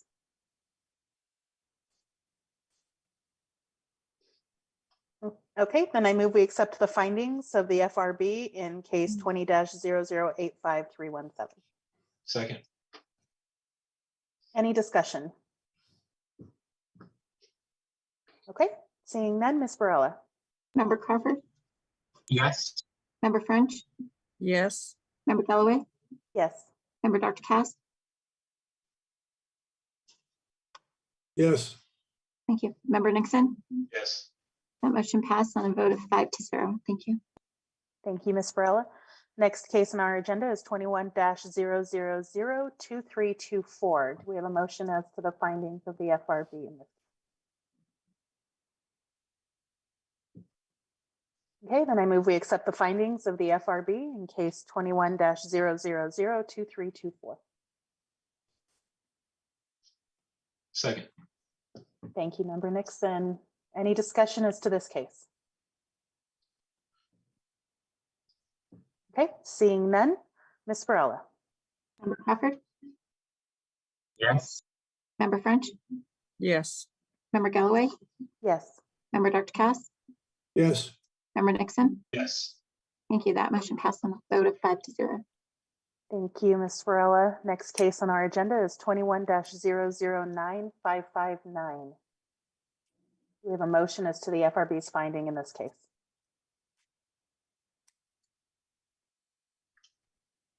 A motion. Okay. Motion to accept. Thank you, Member Nixon. Do we have a second? I'll second. Thank you, Member French. Do we have any discussion as to this case? Seeing none, Ms. Varela. And just to clarify, it's a motion to accept the FRB minutes. Yes, ma'am. Thank you. Member Crawford, Yes. Member French, Yes. Member Galloway, Yes. Member Dr. Cass, Yes. Member Nixon. Yes. Thank you. And that motion passed on a vote of 5-0. Thank you. And the final case is an officer involved shooting, 18-0105978. We have a motion as to the FRB's findings.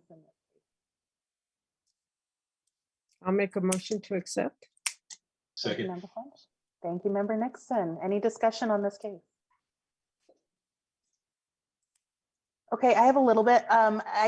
It comes up not very often, but on occasion where some OBRD that is presented to us is, for all intents and purposes, not very helpful in determining what prompted the use of force by our department. And while I'm sure there's a reason for it, there were 3 officers, I think, that were on scene and involved in this, in the first shots fired in this case. And the video that was provided was Officer 2's lapel, and you can't see what happened. You can't see the subject at all.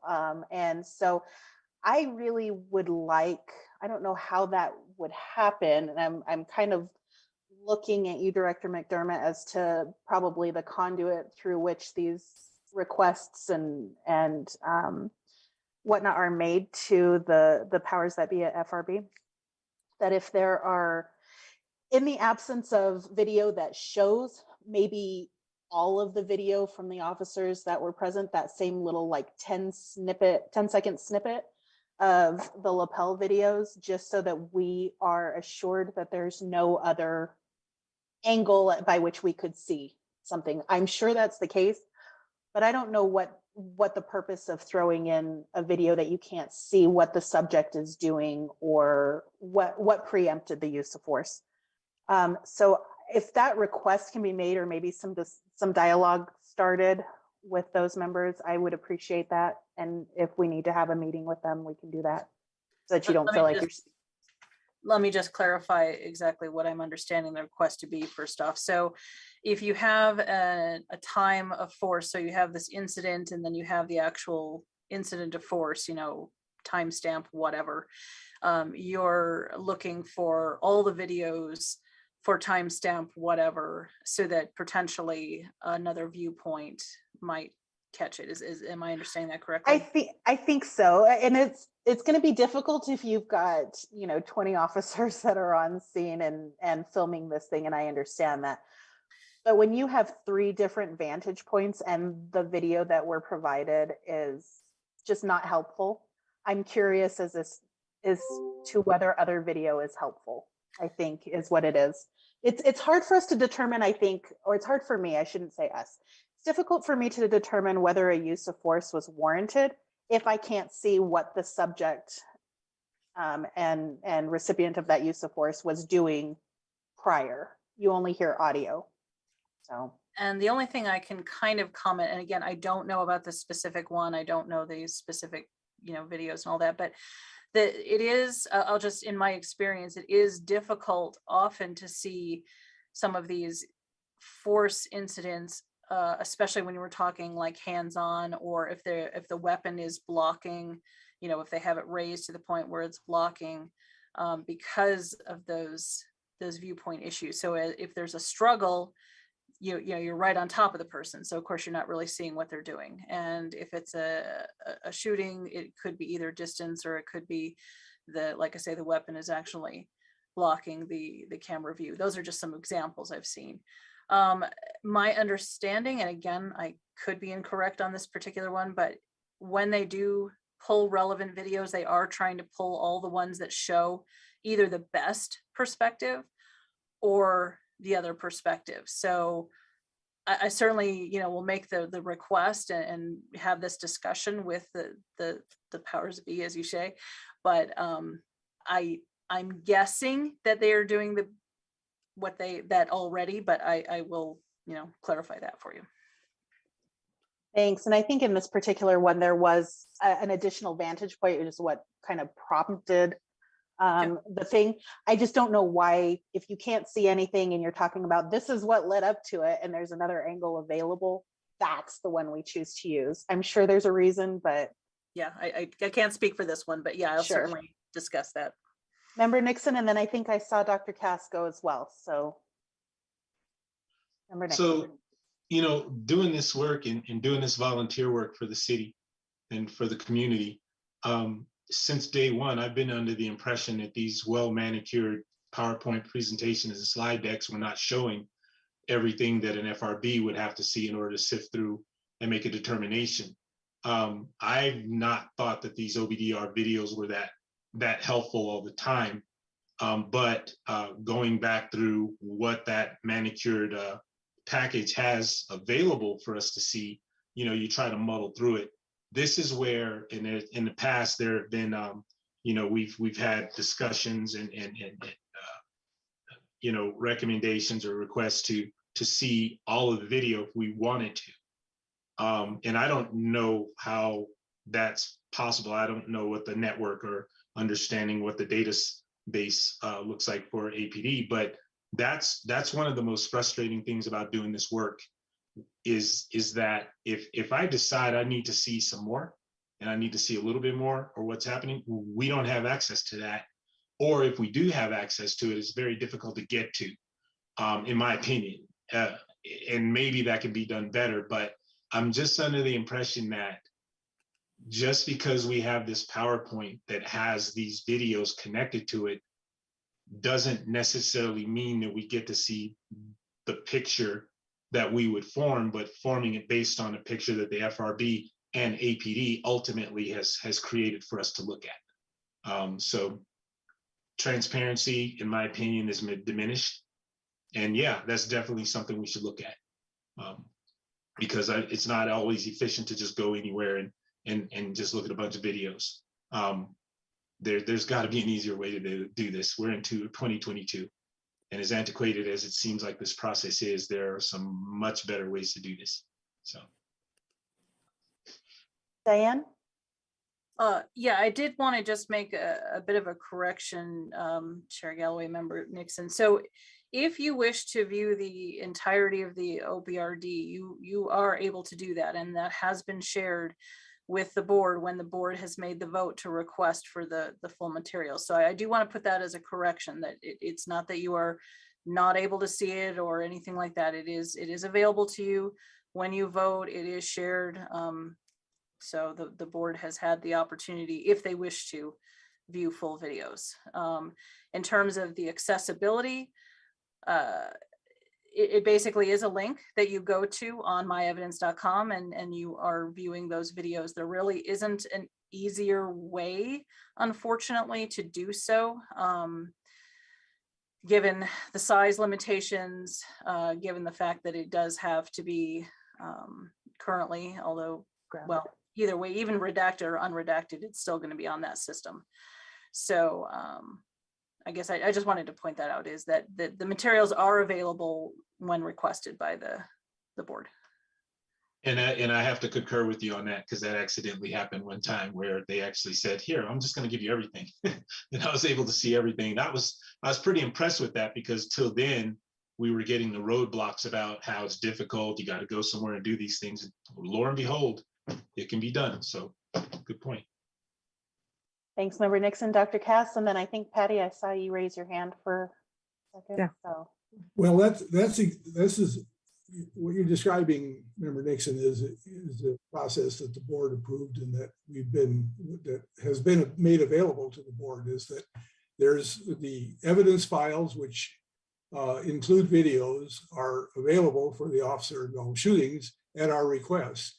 And so, yes, they are available, and it's not an accident. They were negotiated to get that information from ABD, and it's been part of the reason why it takes longer to get that information and to do these reviews, is because APD has to redact officers' identities. And that is a tedious process when there's a lot of videos involved. But the process that you described to access more than just the OBRD that's in a PowerPoint presentation exists, and the cases, we've decided as a board that we're going to request that information for officer involved shooting cases. We've decided that it's not necessary to do that for level 3 uses of force, such as resistant handcuffing, and we rely on the OBRD video that's in the PowerPoint file. One other comment is the OBRD video in the PowerPoint file, I believe, is the best video that they're going to get, because that anyone has. Because first of all, that's prepared by the IAFD, the Force Division reviewers, and then that's presented to the FRB. So the FRB doesn't manicure these. The FRB receives the IAFD reports, the IAFD prepared PowerPoint files for their review. And that's what is, I understand it, not being a member of the FRB or present, that's the information that is presented to the FRB and is used for their review. So this is the process that's laid out in the use of force suites for these review, and this is the process that we're trying to follow.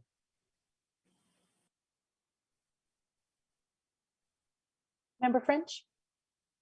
Yeah, and I understand what was just said, that, but Member Nixon, let me just get clarification. So if a board member wants to see or wants more information on a case, then they have to wait till the next board meeting, have the whole board vote on it, and then I guess they would have to pull that particular case or remove that case from the agenda that month, and then move that case to the next month when they had the documentation.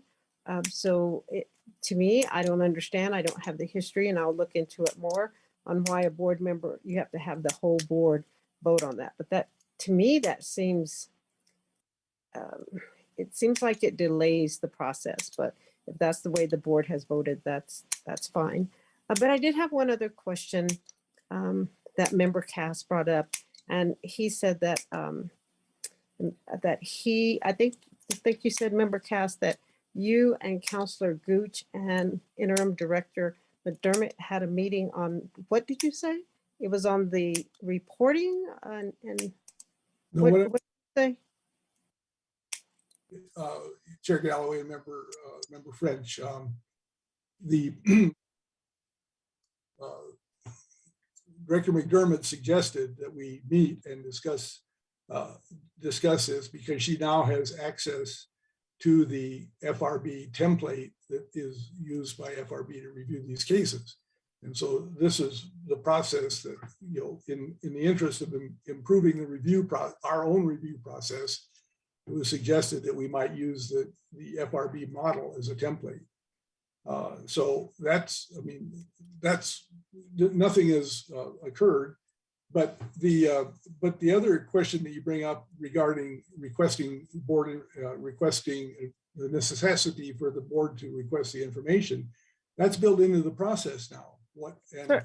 Dr. Cass, I don't want to go into that. I understand. Let me read upon that. And I understand. I just don't want to delay the meeting. I understand it's the process we follow now, and I certainly will follow that process, but I'll read more and get more history on you. Maybe we can talk offline sometime, but I understand that's the process that we use. But no, my question was more to the point of, I just didn't understand that, what you had said or what was discussed. And I just have one question. Chair Galloway, were you present at this meeting? And I click unmute, it should do that. No, I wasn't, but it is acceptable for legal counsel to be consulted by the executive director as well as the chair. Absent those two things, it needs to be approved by the board. Diane. Oh, you know what? I was thinking of counselor. Okay, never mind. Okay, thank you. I had the wrong person in mind. And quick correction. So there has been no meeting. There's been no meeting at all. What it was is in conversation with when Tina Gooch, the board's counsel and Cpoa's counsel, was working on drafting the what do you call it, legal opinion that you guys received. As part of that, she was talking about a process moving forward. How can we avoid the gaps that we're in right now? So that was in my mind.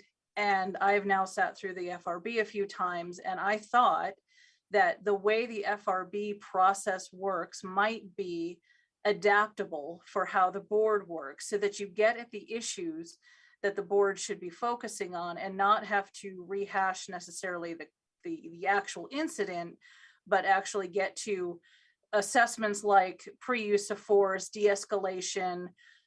Then you actually look at the use of force itself. Was it within policy? Was it proper? The aftercare, the after event. So this is how FRB kind of goes through evaluating these cases. So I kind of had a thought, basically, that we could modify that process for our streamlining of our meetings here. I emailed Dr. Cass and I said, hey, this is my thought. And I worded it something about, you know, in consultation or in discussion with Tina Gooch, although it wasn't exactly that. It was just her statement in the legal document or legal opinion made me think about this. And so I proposed a possible idea to Dr. Cass in an email. So just to be very clear, there was no meeting, there's no decisions. It's just me bouncing an idea off of him saying, hey, this is my thought. And then there was going to be the further, you know, whether you want to put it to a subcommittee or whether you wanted Dr. Cass being the one that he's been sort of delegated as the use of force liaison for the board to sort of hammer out some of the rough details, and then it goes to a subcommittee. So I just wanted to clear that up. There is no actual meeting. It was just my thoughts of, hey, this might work. So, and it might be worth exploring, Diane. I'm not saying it isn't. It's a thought. Okay. Oh, yes, Member Nixon. So just to clarify on what I was saying, when I said it was an accident, what I and definitely said was that given the process that Member French had laid out, which is kind of that cumbersome process that Dr. Cass is alluding to, the idea that, oh, this information is actually available and it actually exists and you can actually get that even if you were getting it with the actual PowerPoint slide deck.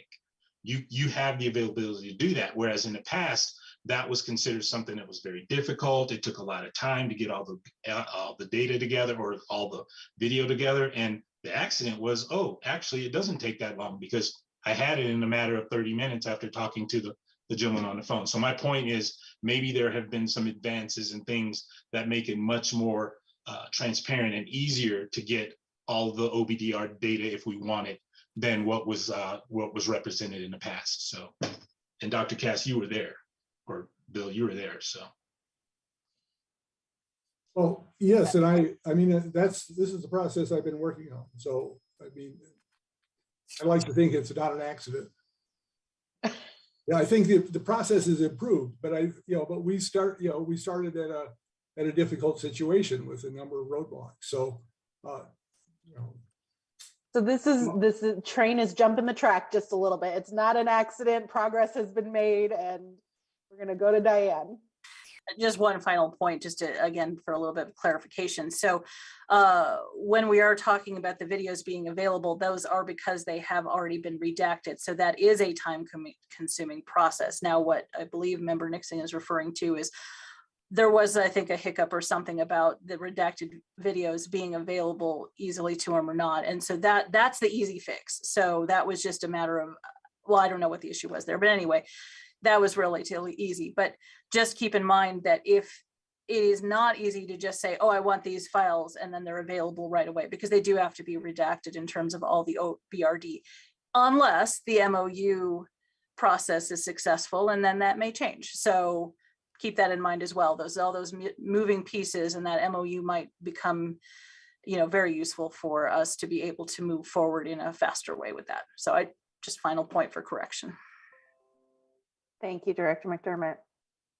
Any additional discussion? I feel like I opened up a can of worms. I'm so sorry, but any additional discussion on this case? Okay, seeing none. Ms. Barella. Member Crawford? Yes. Was that a yes, Member Crawford? Correct, that's a yes. Thank you. Member French? Yes. Member Galloway? Yes, ma'am. Member Dr. Cass? yes. Member Nixon? Yes. Thank you. That motion passed and vote 5-0. Thank you so much, Ms. Varela. So we don't have any proposed cases for April 2022 meetings. So I am going to take things, I'm going to back up just a little bit and ask the board to approve an amendment to, or not an amendment, but an adjustment to the agenda.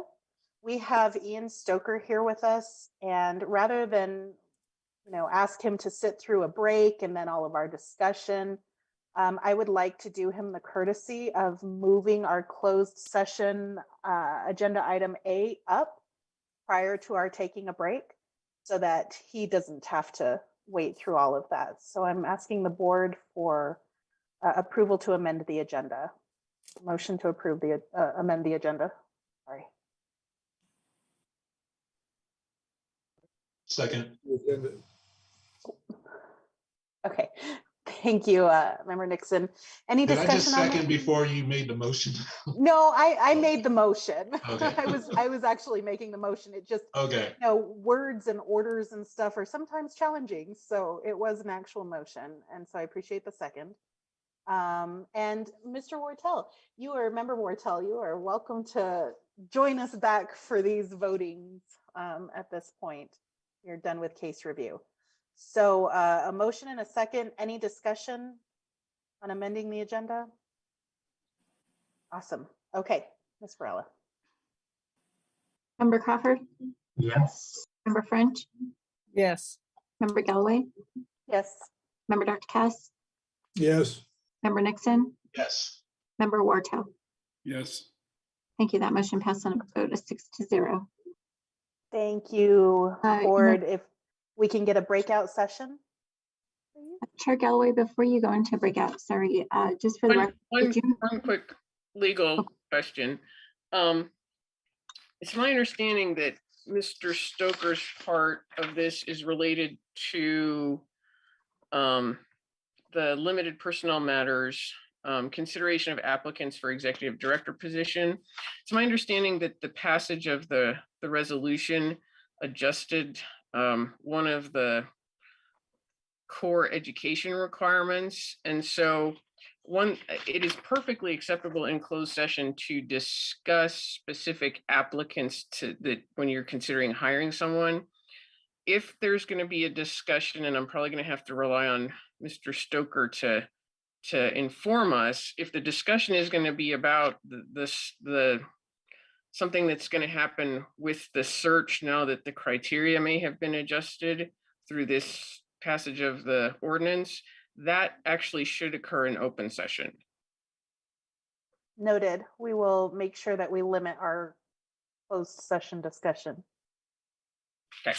Thank you. Ms. Madam Chair, Varela? Yeah, Yeah. did you, on item 10F file requests, did you note that there were none? I did. Okay, Oh, okay, I did not. I'm sorry. I did not, but there were no file requests. thank you. You're welcome. Thank you. Okay, so if we can get a breakout session for the board and for council and Attorney Stoker as well. I believe you need to motion to move into closed session, Ms. Gilroy. Thank you. Oh, sorry. Did I miss somebody? Okay, I move that we move into closed session. Second. Thank you. And Ms. Varela? Member Crawford, Yes. Member French, Yes. Member Galloway, Yes. Member Dr. Cass, Yes. Member Nixon, Yes. Member Wartell, You're muted. Member Wartell,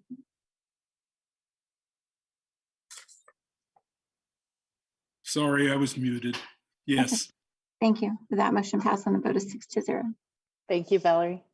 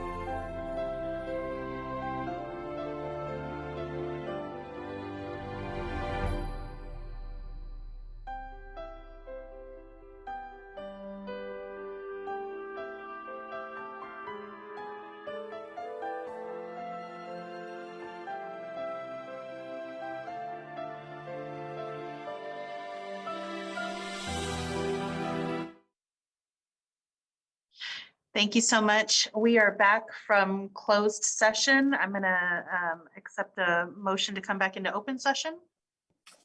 So moved. I'll second. Ms. Barella? Member Crawford, Yes. Member French, Yes. Member Galloway, Yes. Member Dr. Cass, Yes. Member Nixon, Yes. Member Wartell. Yes. Thank you. That motion passed on a vote of 6-0. I'm sorry. That's okay. Thank you, Ms. Varela.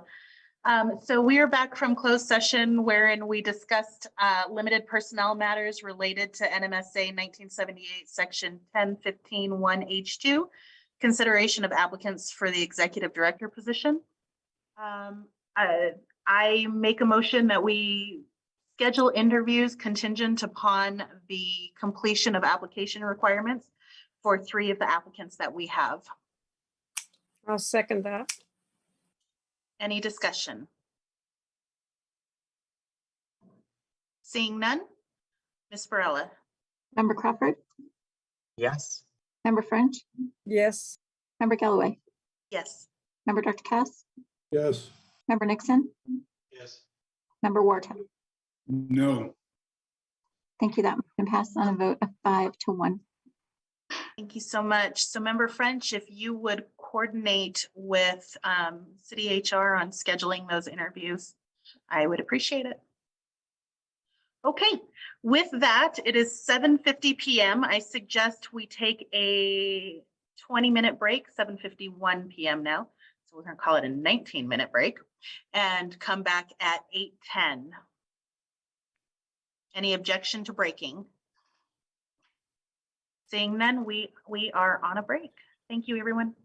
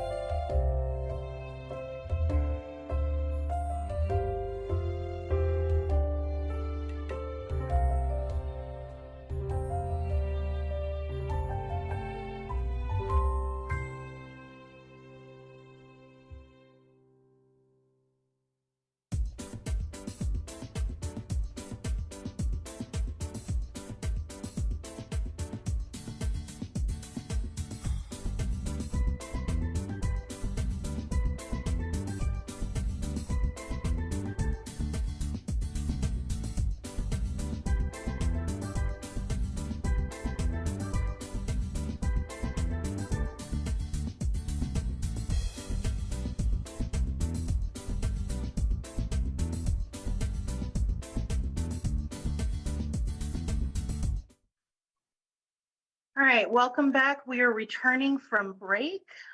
We are on item 11 on our agenda, reports from subcommittees, beginning with Community Outreach Subcommittee. And so I provided the board with a report earlier this week that is in writing and will be attached to our minutes. Our meeting was on February 22nd via Zoom, and our next meeting will be March 22nd via Zoom. So unless there's any questions from members of the board? Okay, seeing none, we're going to go on ahead and move to our next one, which is the Policy and Procedure Review Committee and Dr. Katz. And I also submitted the a report as part of the attachments, and there will be some discussion about other activities that occurred later. So I'll leave it at that. Our next meeting is April 7th. Thank you, Dr. Cass. Any members for Dr. Cass from the board, or any questions for Dr. Cass from the board? Seeing none, next item on our agenda is Case Review Subcommittee and Member French. We have not met since our last meeting, so I have nothing to report. Thank you, Member French, and followed by Personnel Subcommittee, also Member French. Yes, the Personnel Subcommittee met and we discussed the process going forward for our Executive Director in light of, at that time, the ordinance may being changed. And we were told that we could move forward currently because this ordinance was not in effect when it went out. But this, just for clarification, if the ordinance does go into effect before we do hire somebody, then the current, we'll have to redo the advertisement. We will have to cancel the current one and redo and put out the new one. That's what we were told that we may have to do. We weren't told that at the subcommittee meeting, but we were told that today. So just to clear up in anybody's mind how we will proceed once it goes into effect. If HR says that we have to redo it and re-circularize it, we will. That's not an issue. So the other thing that I wanted to bring up that was very important during our subcommittee meeting was that the range of pay on the circular starts at 103 and tops out at 121. We thought this might have been a deterrent for people. So we asked them, where did that 103 come from? They had no idea. They said most of the time the city gives a range, but we could at that time just say, hey, we want to make it say, 110 to 121, 115 to 121. And then applicants wouldn't think that if they come in, they might start at 103.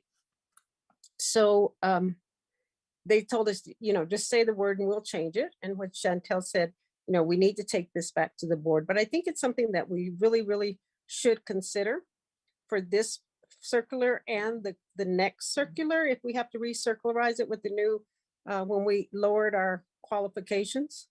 I think it's a good thing to put, raise the minimum, the starting pay, because we don't have to start them at 103. So I was going to, is this an action item? So I could make a motion, or how do I do it, that ask the board that we change the range of pay from 103, 121 to maybe 112 to 121. So this isn't an item that's listed on the agenda. I'm looking to see if there's anything that could fall under, but it may need to wait until the next. No, we could probably do it underneath item J, 12J. I think we could probably have this discussion there and take a vote if necessary. Yeah, because I thought that's why it was on the agenda. Another reason why I put it on there is because we said we would bring it to the board and get it done this week. Okay. Makes sense. So I think that's where we would do that. Okay. Oh, maybe that's where I should have brought it up, right? That's okay. It's part of the report from what the subcommittee discussed. So I think that that's fine. We'll just take action there if necessary. Okay. And I think that's all I have. And our Okay. next meeting is the 28th. With a possibility of meeting sooner, if I remember correctly. Absolutely. Yes. Okay. All right. Thank you, Member French. Any questions from the board as to that item? Seeing none, we're going to go on ahead and move into item 12, discussion and possible action items with Dr. Cass in consideration of PPRB policies with no recommendation. So I submitted a list of policies with no recommendation as part of the attachments. These were agreed. Our policy subcommittee recommends that we forward these policies to Mr. Abbasi, who will then notify APD that we have no recommendations of these policies. I won't go through the list. You can read the list. And so I'm moving that the board accept the policy list of no recommendation policies as presented in the attachments. A second. Any discussion? Seeing none, Ms. Varela? Member Crawford?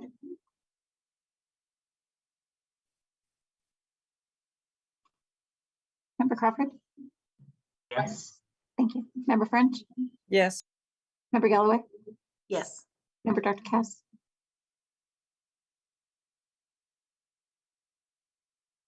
Yes. Thank you. Member Nixon? Yes. Member Wartell? Member Wartell?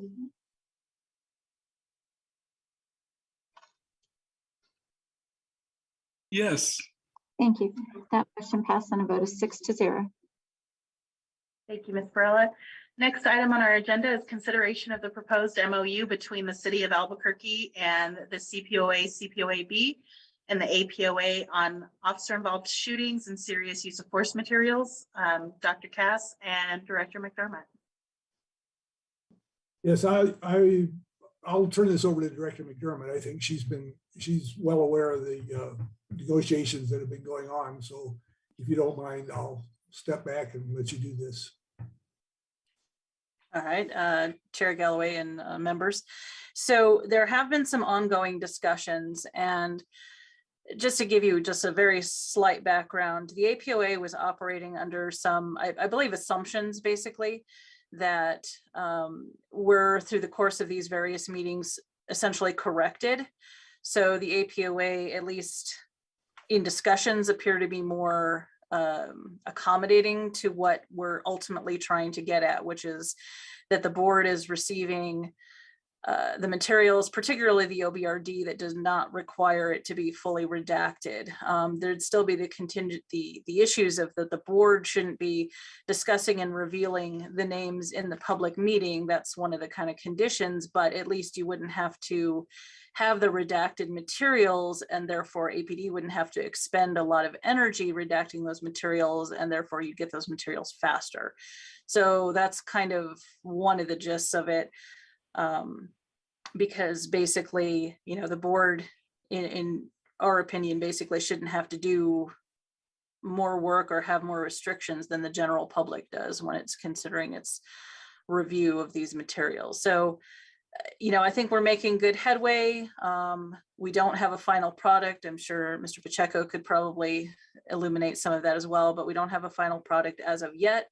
But it does sound like after our last meeting we just had yesterday, that there's been some big progress, and I'm anticipating that we'll have to some kind of an agreement. One of the other conditions that was of concern to the APOA that I've been making strides to working on is there is a condition obviously in our ordinance that talks about checking with the prosecuting authority before discussing shooting cases, and then the board could basically vote to go ahead and hear them anyway. So I'm in the process and have it pretty well hammered out of being able to send the proposed cases to the DA's office, and they give us a a yay or nay kind of thing. You know, they're not concerned about our review process. And therefore, that was another hurdle that the APOA was somewhat concerned with that I'm trying to work on and get fixed. So I think we'll probably get there fairly soon is my feeling on it. Mr. Pacheco, do you have anything to add to that? No, ma'am. I think Diane did a good job of explaining what's going on. So thank you for that, Diane. Thank you both. Any questions from members of the board? Okay, seeing none, we're going to go on ahead and move to item C, use of force updates, and Dr. Cass. There have been multiple reviews of the use of force policy suite at the Policy and Procedures Review Board meeting of APD. Those have been chaired by Paul Scottsdale, who's a former investigator with our agency. And they're all 6 of the use of force suite, use of force policies in that suite were put onto the first agenda, and we got through about 1.5 in the first meeting, and we're now through about 4.5 or 5 of those policies. So we expect that they'll finish up the review in a scheduled meeting on Wednesday of next week. So after that, they will be advanced to the 30-day recommendation period, and I think in order, I think in order to give these full public viewing and airing, we'll need to schedule a special meeting where we invite the stakeholders and APD to present the policy, their policy changes, and then give the stakeholders their opportunity to review. They will have been given a copy of the drafts that come out of the PPRB. And so we expect a robust discussion around the policy changes that have been proposed by APD. So we'll know more as soon as they're released. They're going to be released as a group. And I expect, as I mentioned, that should happen next week. And then we'll have to schedule a special meeting after that. So that's all. Any questions from members of the board? Dr. Cass, are we seeing any significant changes into the use of force policies? I think that, you know, they're significant in the sense that I think they're more reflective of some of the policy, changes or the movement toward sort of opening, humanizing or providing for a more humane response in use of force cases, and adopting a more open policy there. But I hesitate to say whether they're major. I think there's a lot of language change, but there's also they're substantially the same. But I don't want to color this by trying to characterize it by whether these are major changes or not, because I think that's something that the public should decide for themselves and weigh in on this. So fair enough. Any other questions? One more time. Okay, seeing none, we're going to go on ahead to the Cpoa ordinance update. Member French. I don't think there's too much. I think everybody is aware, and it was said that the ordinance was passed. And I think it passed very quickly this time. I don't think there was much discussion. It just went straight through. And as I said earlier, as Chair Galloway said, there are some issues, and we will be reviewing our policy and procedures. She had told me that we could do that in the CRC meeting, so we will also be doing that. And like I said, any changes when they go into effect, I will bring those back to you, and how we plan on proceeding to make sure that our policy and procedures are in line with the ordinance.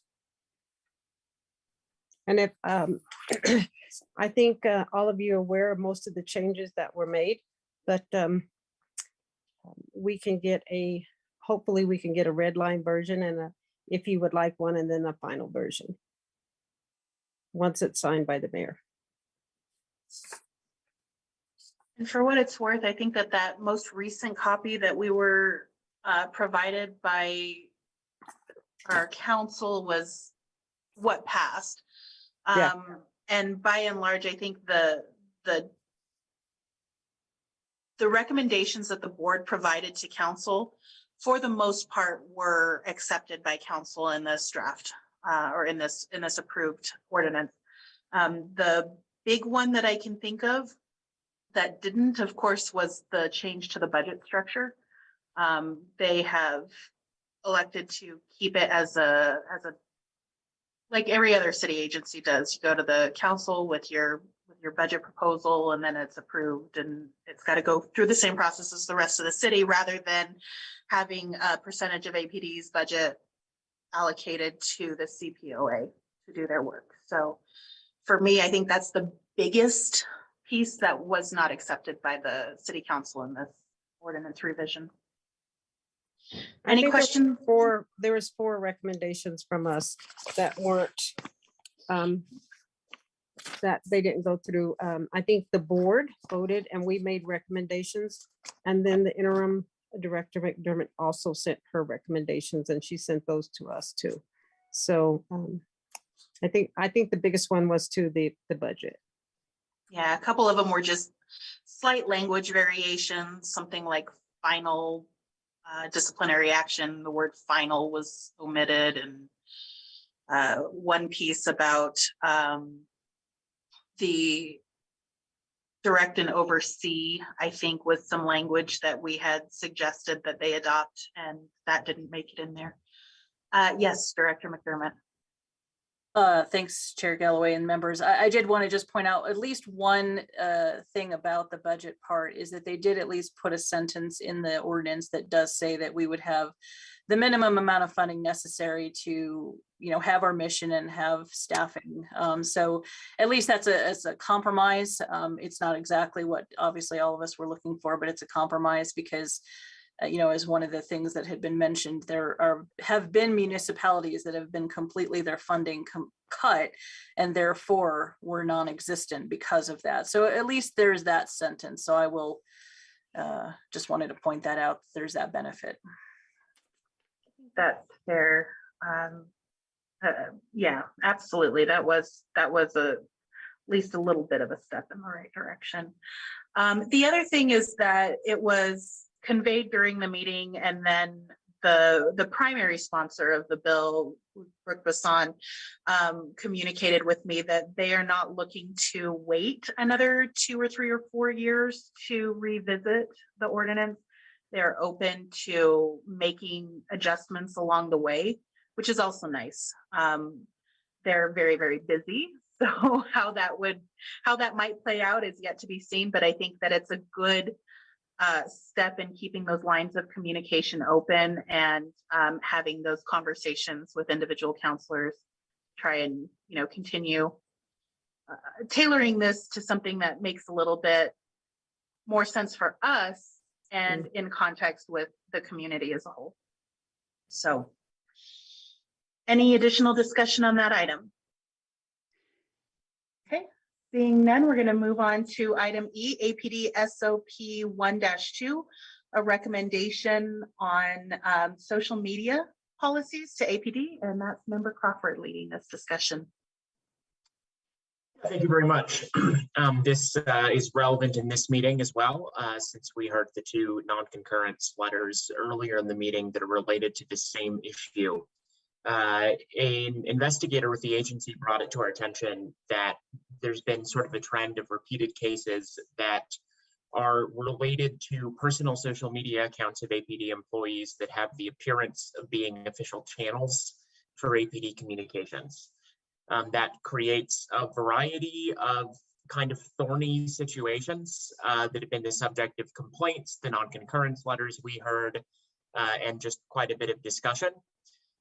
So in order to try to address this problem proactively and avoid kind of ongoing incidents and issues with this same problem, we in the policy subcommittee kind of discussed and developed a policy recommendation, which is essentially identical to the one which was recommended by the agency. It was included in the attachments to the agenda for this meeting. The general gist of the recommendation letter is that it recommends that APD amend policy 1-2, which relates to social media, and is currently, I'll say, a very short, kind of a surprisingly short policy. We're recommending that that policy be amended to require that there be a clear separation between official and personal accounts. The way that would work, generally speaking, is that APD official accounts would not be tied to an individual identity, but instead to an office or function at APD. And social media accounts belonging to individual employees of APD would be prohibited from having the appearance of being official APD channels. So for example, by engaging in public discourse about APD issues with sort of the voice of APD or representing APD in any way. This is kind of a complex issue overall, or at least it relates to a fairly complex issue. But fortunately, this policy recommendation is fairly straightforward. So I'm optimistic that we can maybe see it adopted by APD, and that it will have some positive impact in avoiding just kind of some ongoing situations that we've seen related to this issue. And that includes blocking people, it includes deleting tweets. There's a lot of things that become kind of strange and complex when we have a confusing blending of personal and official accounts. Are there any questions about that? I think let's make the motion. Yeah, I'll go ahead and make second. the motion. So I'd like to move that the board approve the policy recommendation letter that was attached to the agenda to be sent to the chief of police. I'll second, and let's go on ahead and move into discussion. And Member French, I saw you raise your hand. Member Crawford, I think this is an excellent idea. And the last few years I worked at APD, they had several SOP changes about social media, especially on Facebook, etc. But who's going to police social media? I know that they do right now in IA, but when you say anything that has to do with APD, so if an officer works for APD, what are you saying he cannot put on APD? Is it SOP, announcements, agendas? I think we need to be pretty specific on what they can and can't do, so that don't leave an officer open to discipline because his perception and understanding was different than the intent.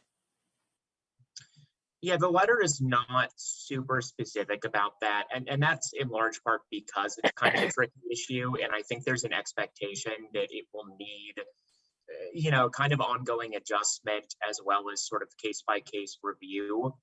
The way I would kind of anticipate APD to implement it, and sort of the way most organizations implement it, is that review of things that might have the appearance of being public communications would be done by the communications organization. So for example, maybe by the director of communications at APD.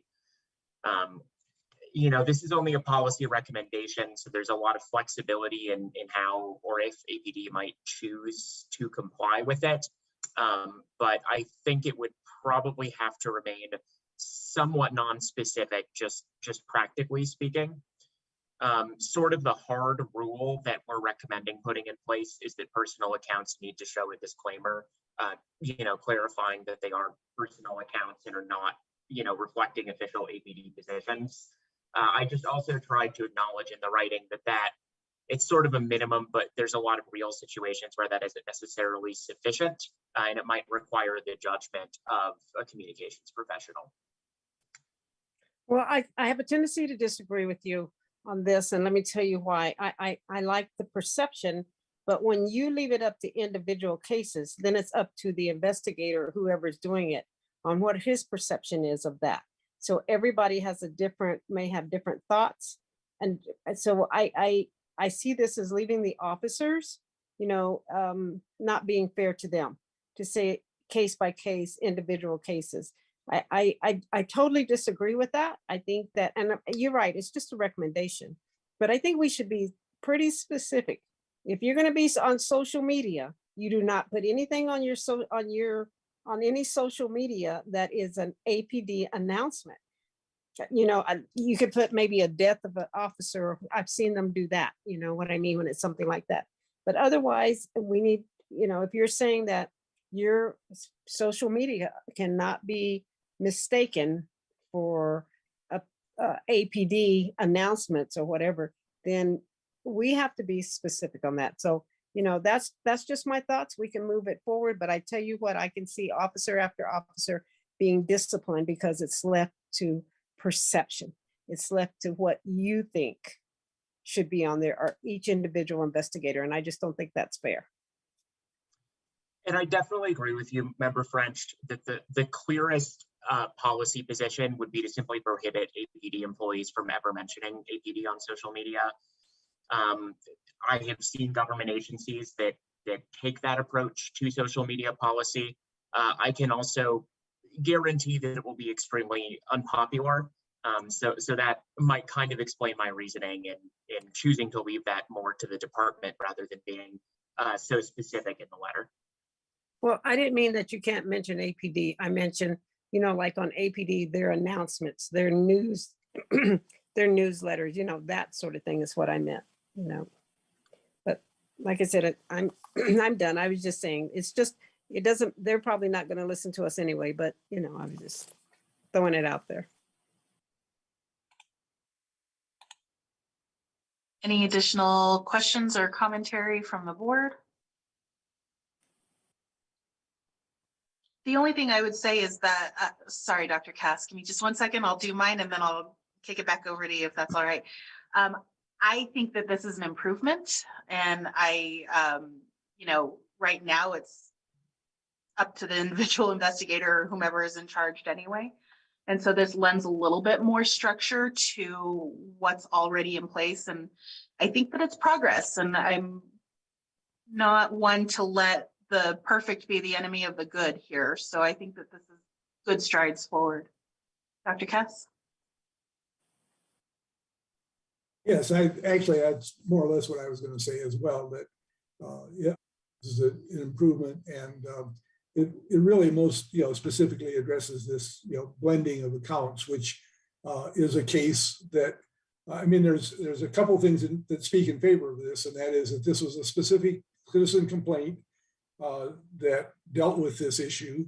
There were some findings that supported the notion that this shouldn't happen, and this was recommended by an investigator within the agency.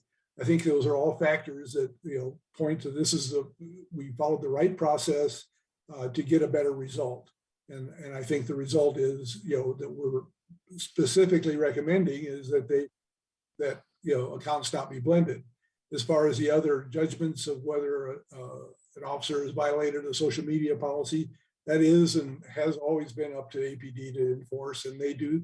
And you have to trust that the APD process for enforcing their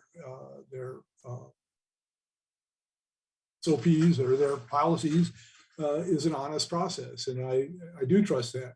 If it turns out that we observe a citizen complaint or some other action that's taken, then that's our job as an oversight agency to call attention to that.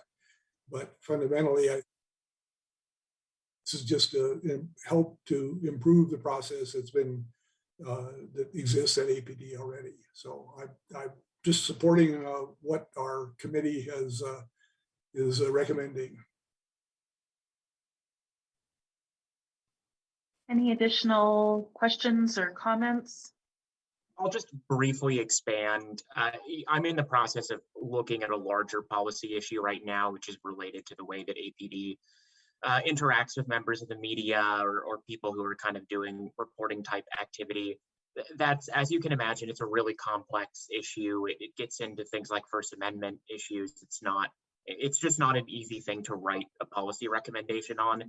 The hope is that this is a relatively clear-cut step that will help to avoid some of those issues coming up in the first place. You might be seeing future policy recommendation letters that I'm proposing that are kind of expanding on this same general issue. Thank you, Member Crawford. All right. Ms. Varela, going ahead and call the vote. Member Crawford, Yes. Member French, Yes. Member Galloway, Yes. Member Dr. Cass, Yes. Member Nixon, Yes. Member Wartell. Yes. Thank you. That motion passed on vote 6-0. Thank you, Ms. Varela, and thank you, Member Crawford and Dr. Cass for your work on this. Chair Galloway, for clarification, did you want to, who made the board direct to the means of delivery for this letter?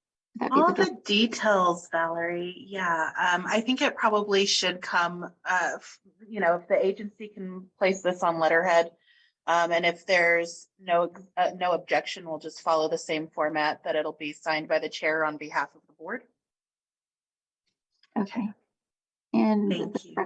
submit it, and the director will submit it. Who would be submitting it to the agency? Yeah, I think that the agency will take responsibility for that. Just follow the same process that we have in place for those type of things. Okay. Thank you. Yes, thank you.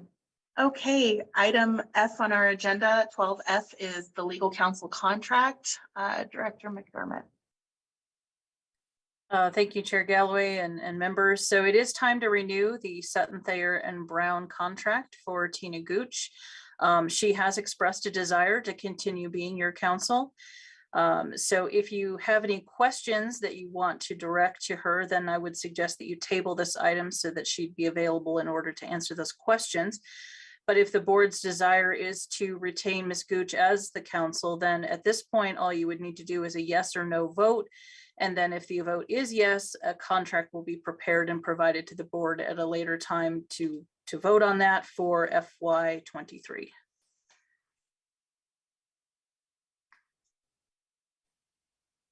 Okay, do we have, yes, Member French? Just for clarification, Diane, is this a one-year contract? You said just for this fiscal year? Yeah, every year there's the renewal process. Okay. So I would move that we go on ahead and proceed with the contract renewal business for retaining Sutton, Thayer and Brown. And Ms. Gooch is has been our attorney, but I think that the contract is actually with the law firm. So That I can't answer. The contract's with the firm. Tina is the main attorney who assists the board. thank you, Lynn. All right, so we have a motion. Do we have a second? I'll second. Thank you, Member Crawford. Okay, any additional discussion on this item? I Seeing presume- none. Oh, yes, Member Wartell. I presume that this evening's replacement is also from that firm. Yes, she is. That is correct. I'm an attorney with Sutton, Thayer and Brown. Thank you. Any other questions or discussion? Ms. Varela. Member Crawford, Yes. Member French, Yes, and I just want to say to Lynn, it's been enjoyable. This is the first time I've met you, but I think you did a wonderful job, but yes. Thank you. Member Galloway, Yes. Member Dr. Cass, Yes. Member Nixon, Yes. Member Wartell. Yes. Thank you. That motion passed on vote 6-0. Thank you, and thanks to Attorney Gooch for her willingness to continue serving.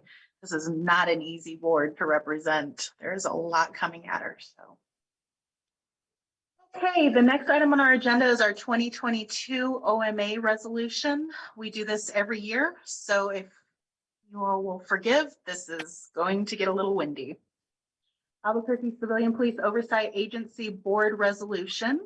Whereas the Albuquerque Civilian Police Oversight Agency Board met in regular session via web conference on March 10th, 2022 at 5:00 p.m. as required by law. And whereas Section 10-15-1B of the Open Meetings Act, NMSA 1978, Sections 10-15-1 to 4 states that except as may be otherwise provided in the Constitution or the provisions of the Open Meetings Act, all meetings of a quorum of members of any board, council, commission, administrative, adjudicatory body, or other policy-making body of any state or local public agency held for the purpose of formulating public policy, discussing public business, or for the purpose of taking any action within the authority of or the delegated authority of such body are declared to be public meetings open to the public at all times. And whereas any meeting subject to the Open Meetings Act at which the discussion or adoption of any proposed resolution, rule, regulation,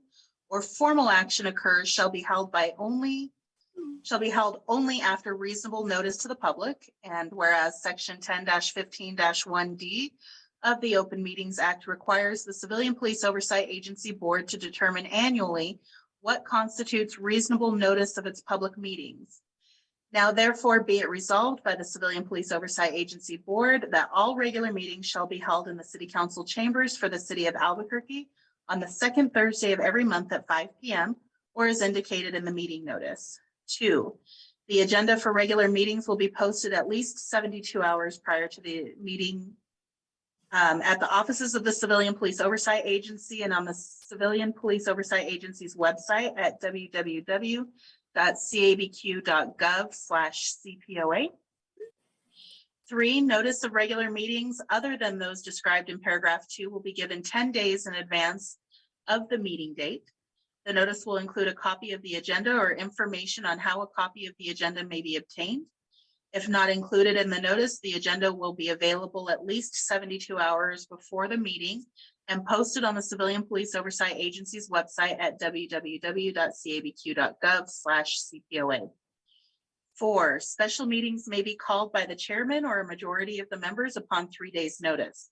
The notice for a special meeting shall include an agenda for the meeting or information on how a copy of the agenda may be obtained. The agenda will be available at least 72 hours before the meeting and posted on the Civilian Police Oversight Agency's website at www.cabq.gov/CPOA.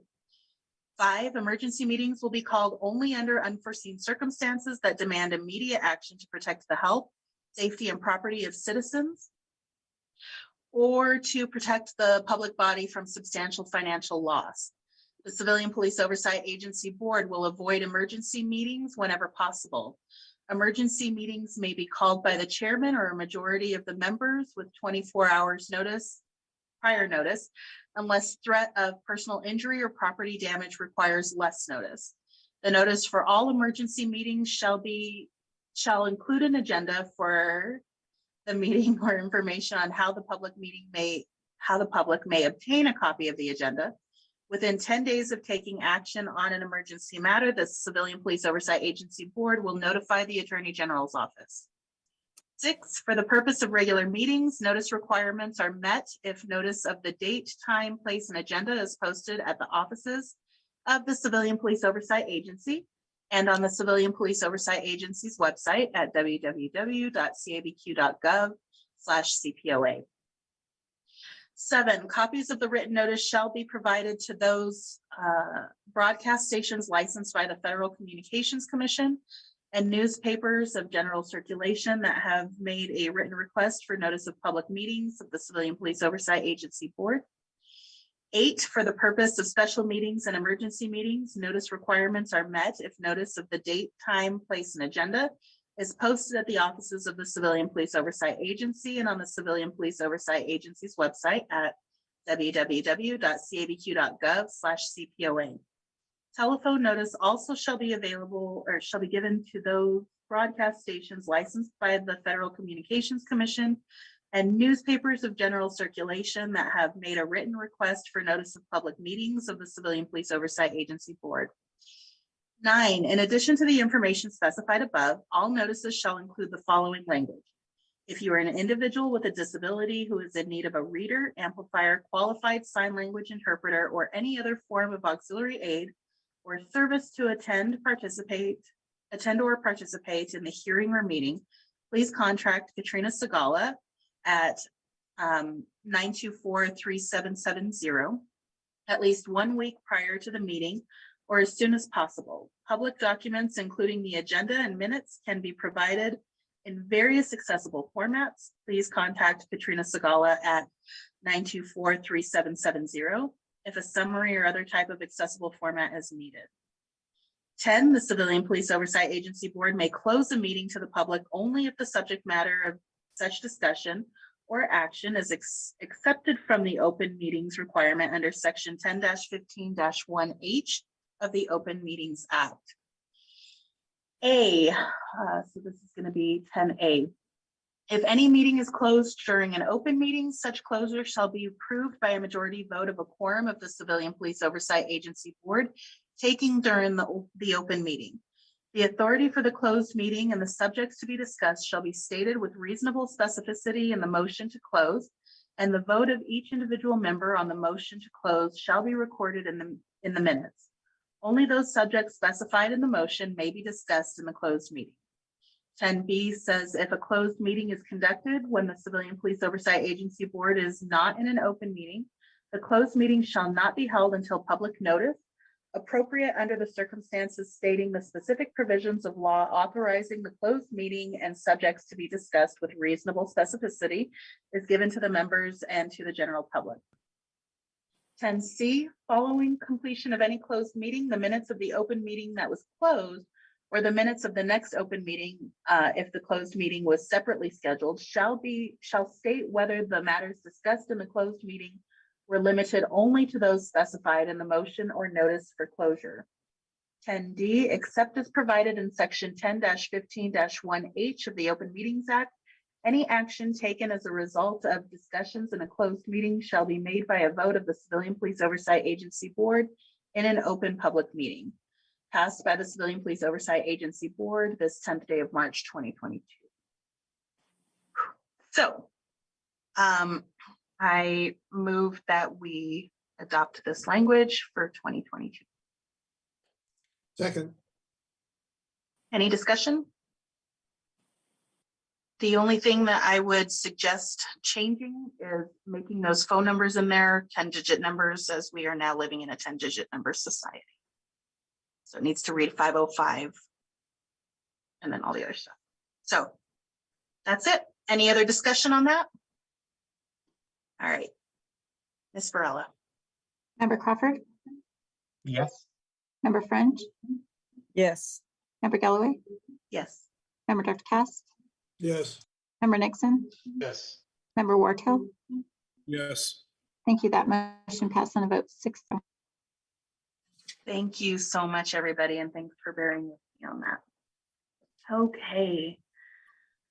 The next item on the agenda is the 2021 Executive Director Performance Evaluation. Nope, I lied. Next item is item H, the budget process and proposal update, interim executive director, Diane.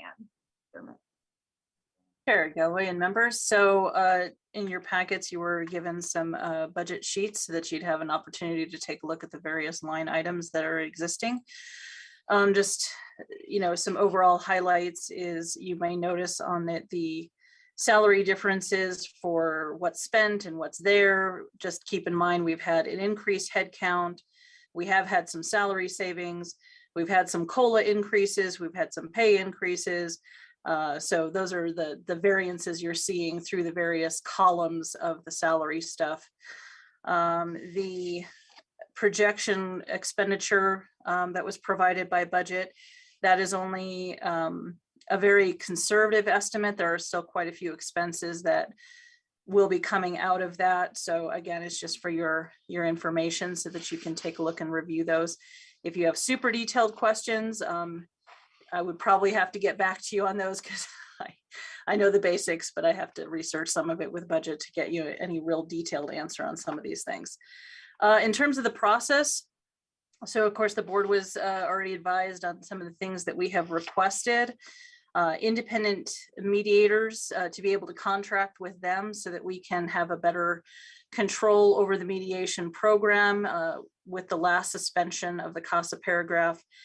Using the Alternative Dispute Resolution Department, we were kind of running into some challenges and things there. So in order to attempt a better result for mediation go around, we thought it would be better for the agency to have contract mediators directly so we can hold them accountable for what we're expecting and timelines and things like that. So that was a request for additional funding for that. The mayor had, of course, in December, I believe it was, passed a resolution for a more comprehensive language access plan. And as part of that, all departments were certainly encouraged and told that they needed to increase some funding to anticipate being more in compliance with that process. So for translators and interpreters and having services such as that, so additional funds were requested for that. An interesting development that occurred during this process too, that was sort of a midstream, is actually the city is, many of the departments are going towards a deputy director, having a deputy director in their staff. And so I was informed by budget, this would be the time that you need to ask for that if it's necessary. And, you know, filling the role right now, I can definitely say it's necessary. There are many, many meetings that a director and deputy director can split the load so that more things can be paid attention to in terms of the agency, being more available for the board, being more available for staff. There's many, many tasks. I mean, so, and the talk of increasing the number of meetings is actually happening. The DOJ is, I understand it's coming from the DOJ, that there is going to be another force review board added as an example. So you'll have 2 a week. Those are fairly extensive preparation meetings. It's very difficult to prep for just the one. When they add a second FRB, there'll be a whole nother FRB team, but there's only one executive director if, you know, there wasn't a deputy. So we did get the policy change to allow for a designee to be placed on that in anticipation. So that's just something that was encouraged to add. So that is an additional request that's been made, as a deputy director position be added to our overall staffing. And then the final item was for the community policing councils. They were given a fairly small budget initially when they were brought under the Cpoa. And so looking at some of the things that they're wanting, and because there are 6 of them versus say a single board, you know, you kind of have to do everything times 6 or 7, depending on if you're including the council of chairs in that, depending on what it is. So their monies were asked to be increased as well. So that process has all been requested, and the next stage in the process, I believe, is coming up at sort of the end of this month, where the CAO basically gives a thumbs up, thumbs down kind of thing. And then it goes from there, of course, through further approval processes. But the next stage is for me to find out if those things have been potentially granted. And of course, we'll advise the board once I know. Okay, yes, Member French. Diane, since I didn't get to see last year's, I can see what's here, but I don't know what changes was made. Could you provide me with the changes and recommendations that you made this year that are different than last year? I don't see too many changes, except I see some in salary. I see there's some in overtime, but I don't see any, I didn't see any IT, I don't see anything like that. So I don't think there would be that many, but because I'm not familiar with last year, so I'd like to see the changes that you made this year compared to last year's budget. In terms of, and I just kind of broadly, I'm sorry, I didn't mean to interrupt you. Go ahead. No, I just said compared to last year's recommended budget, because I know they're all just recommendations. Most of the categories themselves did not change in terms, other than whatever budget estimated, you know, might be changes in costs of expenses and things like that. But I made no additional major requests. The only thing that we, I think, plan to do was move some of the closed captioning funding like in their line item, because we've been having longer meetings, so the costs have been running over that contract amount. So that's not really a budget change, but that'll be a contract change, so that the monies have been there under contractual services and professional services, those buckets of money. So the money's there, it's just the contract itself was too short. So we've had to shift funds from, part of that to make sure we cover that contract. So that's in anticipation of the going forward, the contract will be written for a higher amount so that we can make sure that we don't have to in midstream try and renegotiate a contract and get those covered. So that's really the only, that there's no other change that's been asked for other than those items that I just mentioned that we've requested the additional funding for, so that we can have that. Now, if there's been nothing else that I've asked for, so I can't, there's nothing else that I can say is really changed or not.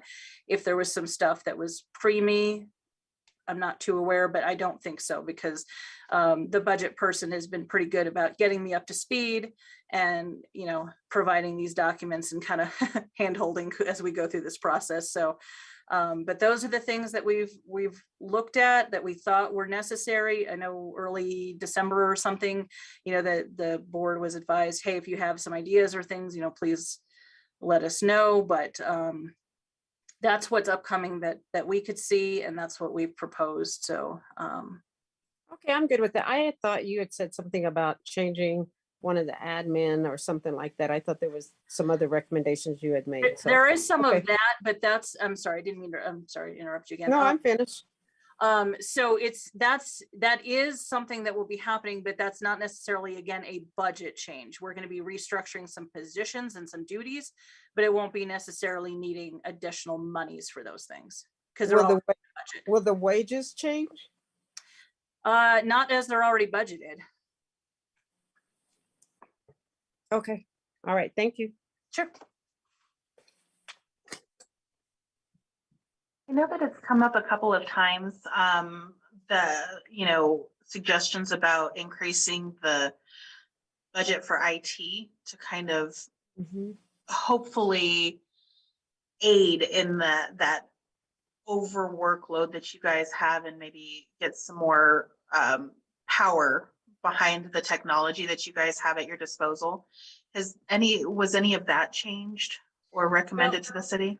It depends, I guess, on what you're referring to. And, I apologize if I'm behind the times on kind of what you're referring to, but when it comes to IT stuff, we are having to, I think if I'm like databases and programs and things like that, the stuff that we have to interact with APD on. So it's APD's programs that we have to use, and there isn't really a way of splitting us off of that because we do have to interact. So as an example, there's a database program which actually is going to be replaced by APD, IA Pro to Benchmark, I believe it is. And so various improvements and things are going to supposedly be happening from that change, but we have to still be integrated in that process because, of those programs, because of what they call early warning system is sort of wrapped up into that. And so you can't have like our cases and things separate from that. Otherwise it wouldn't track that. The other, I'm sorry, I'm just mind blanking. Oh, just for reporting, I'm sorry. For the data reporting and things like that, we have to be able to communicate with each other. So it does have to be essentially a shared program. So those expenses pretty much fall on APD rather than our department, because we are having to use that. Is it ideal in some ways? Probably not. We have run into those challenges, but it is unfortunately the necessity because we do have to have an interaction between the different things. So it's been a minute since I recall anybody asking this question, but what's the status of Benchmark since you brought it up? That's the ever moving target, it seems. Interestingly enough, I hadn't heard anything more about it for a long, long time. And then all of a sudden I did actually just get an email from I don't remember her title, but somebody asking me for, okay, who needs access and what levels of access and all of that. And I actually reached out to them and I said, oh, we're actually on that process. And they said, yes. So there is going to be a, I forgot how she phrased it, like a trial release or a partial release, supposedly coming up in the next month. So I guess we're a lot further along than I was informed of. So. Okay, well, that's encouraging.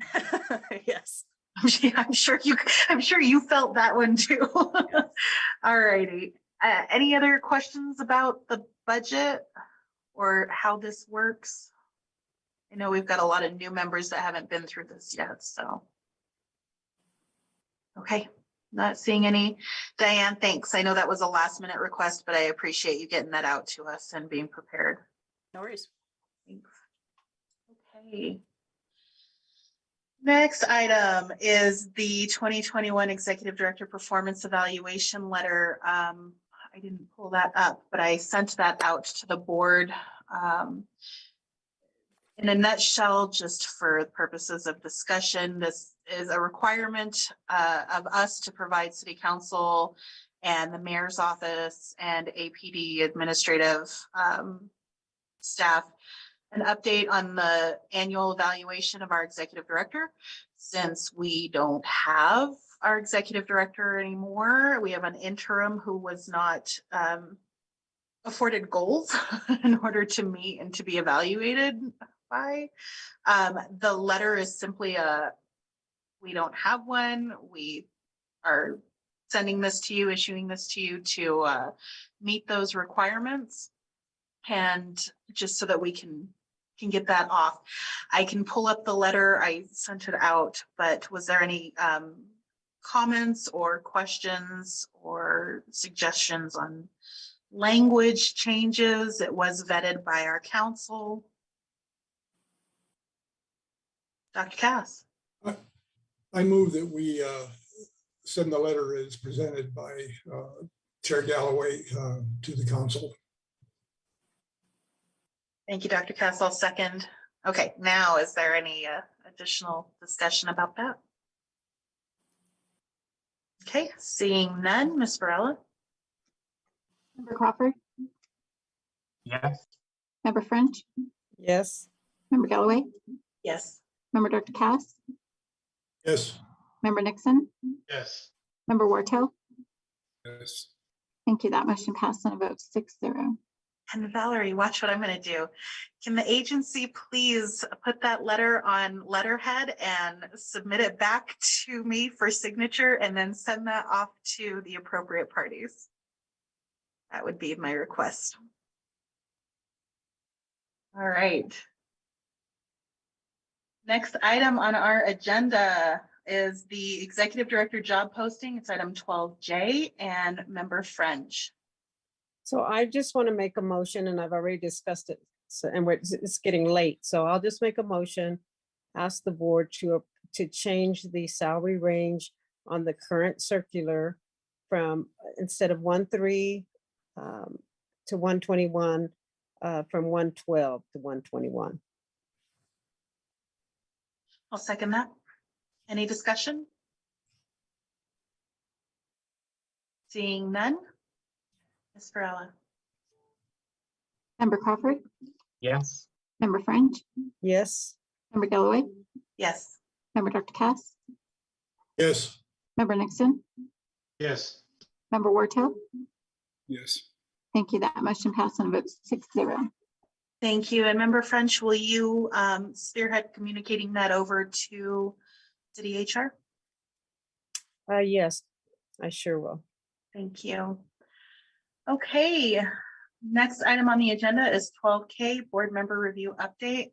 I had hoped to have a lot more to say, but my week blew up. And so first, an apology and appreciation to members, Dr. Cass and Member Nixon, for being flexible with me yesterday, and we will get those rescheduled for next week.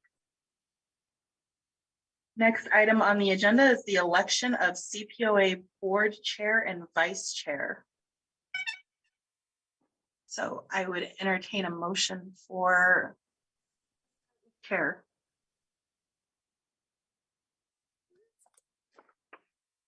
I'll nominate myself for chair. I was gonna say that you're actually calling for nominations. That nominations, thank you, Lynn. Okay, so we have a nomination for member Dr. Cass. I nominate Patty French. Okay, we have a nomination for member French. Any other? Okay. I'm not real sure what the best way to do that is. I guess we'll just go and take a vote by name. Lynn, unless you have better direction for me. I think you could do one roll call and have them say a name, who they want to be chair. I vote for blank as chair, or you could call for votes for Dr. Cass and call for votes for member French. I think let's just do vote by name and wrap it all up in one. I think that's probably the quickest way. So, Ms. Varela. Member Crawford, Vote for member Dr. Cass for chair. member French, I'm going to vote for myself. Galloway, I'm going to vote for member French. member Cass, I'll vote for myself. member Nixon, I vote for member French.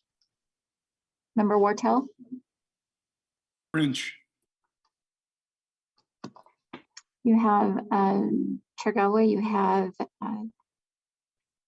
looks like 2 for member Cass and 4 for member French. Thank you, Ms. Varela. Thank you, member French, for willingness to step in that role.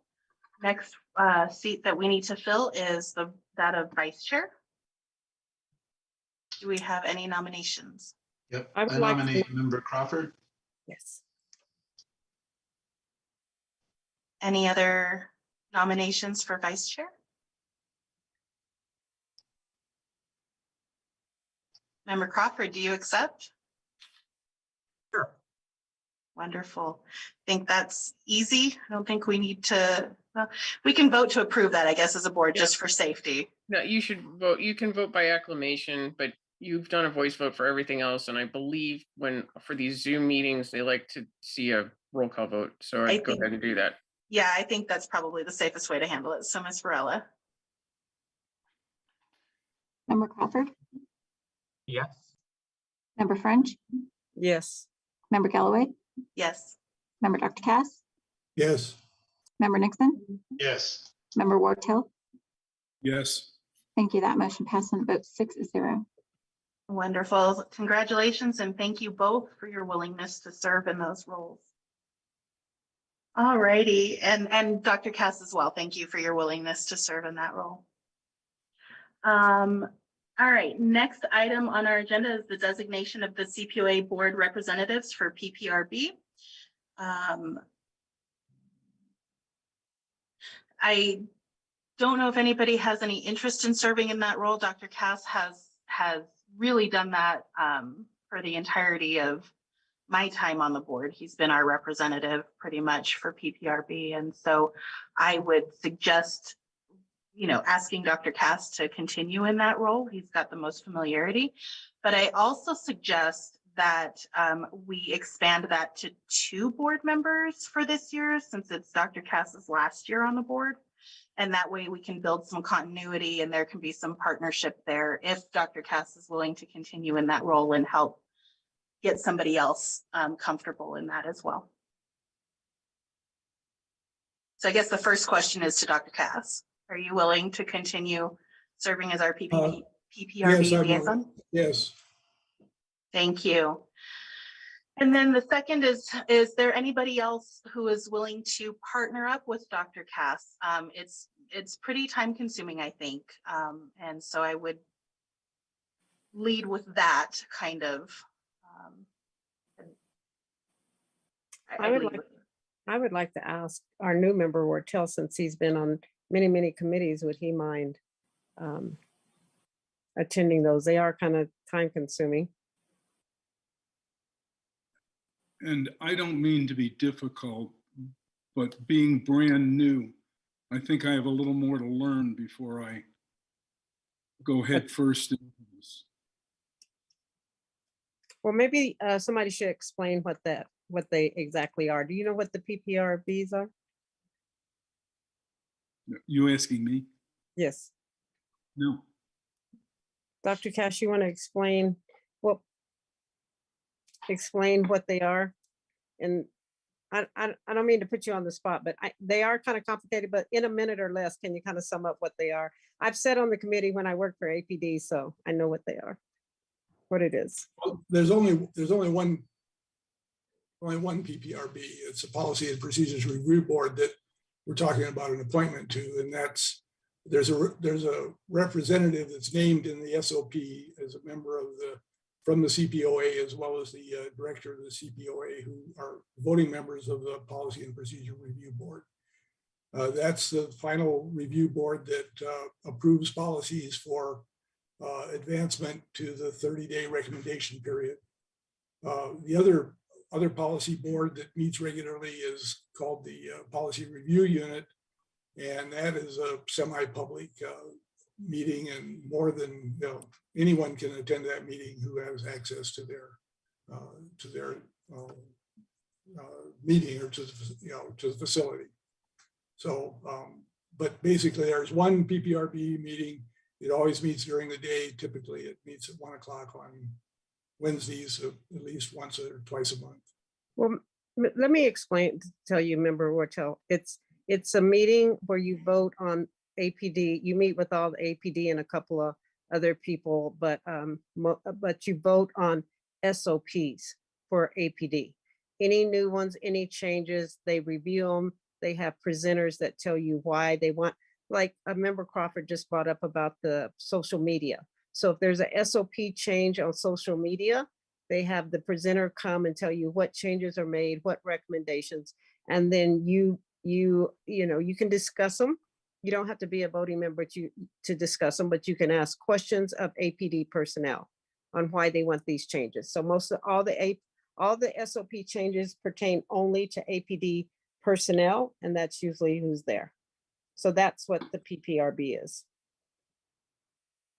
Much as it pains me to contradict our new chair, I really respectfully decline. I understand. It's time consuming, very. Fair enough. Is there anybody else who would be willing to kind of shadow Dr. Cass and learn this process? And I will say that my time on this board is really up in the air. So I don't think that it would be wise for me to do it. It really needs to be one of our newer members for the sake of continuity and being prepared and making sure that everything runs smoothly after Dr. Cass and I are no longer on the board. I was attending and they're sometimes I just can't make the meeting, and they've been having a lot of them lately. At least I've been getting a lot of things. So if I can, I'll attend. I would certainly be interested in kind of becoming more knowledgeable of that process and getting more involved in it. I hesitate to, take an appointment because they do tend to be long and during business hours, and that's a little difficult for me, especially early in this year. But hopefully later this year, I'd like to start at least attending some of them. So Dr. Cass, I would suspect, would still be, and our director would be the voting members. This is just for learning of the process and whatnot. So perhaps you guys can just communicate between the two of you and communicate with Dr. Cass as to who can attend with him and when. Oh, okay, that's fine. Okay. And not a permanent no. It's just a no in the beginning. Sounds good. I think that's fair. Okay, so Dr. Cass, thank you for your continued participation in PPRB and for educating members, Chair-elect French and Vice Chair-elect Crawford. Okay, that moves us into item 13E, which is closed discussion and possible action regarding pending litigation or personnel issues. matters pursuant to attorney-client privilege pertaining to threatened or pending litigation in which the public body is or may become a participant pursuant to NMSA 1978, Section 1015H7. And this is regarding Miller versus the City of Albuquerque et al. 121 CV 00473. I move that we move into closed session. I'll second. Thank you. Ms. Varela? Member Crawford, Yes. Member French, Yes. thank you. Member Galloway, Yes. Member Dr. Cass, Yes. Member Nixon, Yes. Member Wartell. Yes. Thank you. That motion passed on a vote 6-0. Thank you.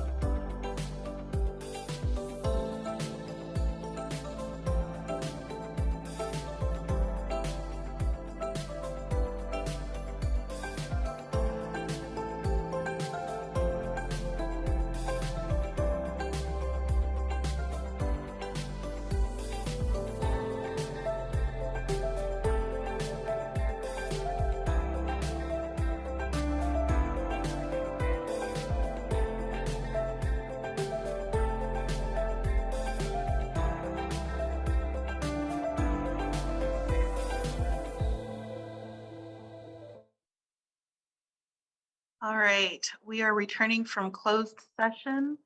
Having only discussed items related to matters subject to attorney-client privilege pertaining to threatened or pending litigation in which the public body is or may become a participant to NMSA 1978, Section 10-15-1H7, Miller versus City of Albuquerque et al. I move that we come back into open session. Second. Thank you, Member French. Ms. Varela. Member Crawford, Yes. Member French, Yes. Member Galloway, Yes, ma'am. Member Cass, Yes. Member Nixon, Yes. Member Wartell. Yes. Thank you. That motion passed on a vote 6-0. Thank you very much. No other items were discussed during that closed session. So moving on to item, gosh, whatever that's 14 on our agenda, other business. Do we have any other business this evening to discuss?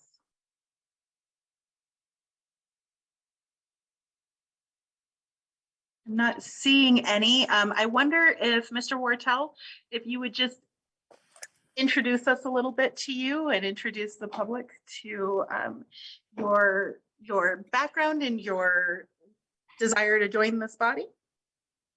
You want my life history? Yes, sir. I'm an Albuquerque native. Didn't leave here until graduate school. Graduate of UNM, Yale PhD. I was a professor at Metropolitan University in Denver, at Slippery Rock State University. I was a dean. I was a dean at James Madison University. I was the provost at Humboldt State University. I was a department manager at Sandia National Labs. And then for 18 years, I was chancellor of Indiana University, Purdue University, Fort Wayne, which is a 14,000 student, 2,000 employee campus, Division I athletics, research at the master's level. In addition, for 40 years continuously, I've served on federal advisory boards, mostly to the military. I was the longest serving chair of the Defense Intelligence Agency Advisory Board. So I've had a lot of experience on advisory boards.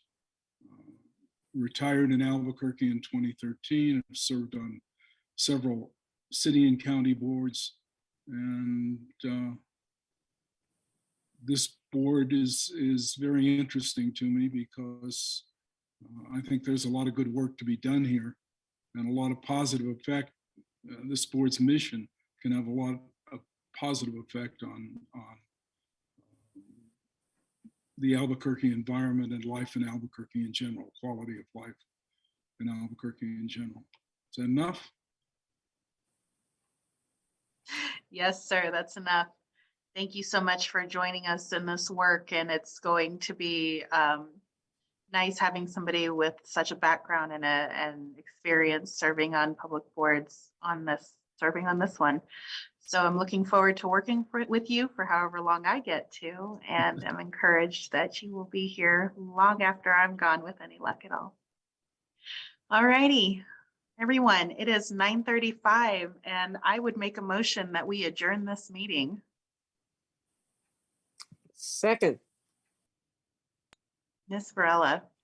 Member Crawford, Yes. Member French, Yes. Member Galloway, Yes. Member Dr. Cass, Yes. Member Nixon, Yes. Member Wartell. Yes, but I want to know whether if we had voted no, would we just sit here? With You no would have lost that items on vote, the sir. Thank you. That motion passed on a vote 6-0. Thank you, everybody. Thank you, Lynn, and let Tina know. I will let her know, and she'll be back next time, I'm sure. All right. Thank you. Thank you, everybody. Thank you, Mr. Thanks, Pacheco. everyone. Bye-bye. Thank you, Lynn.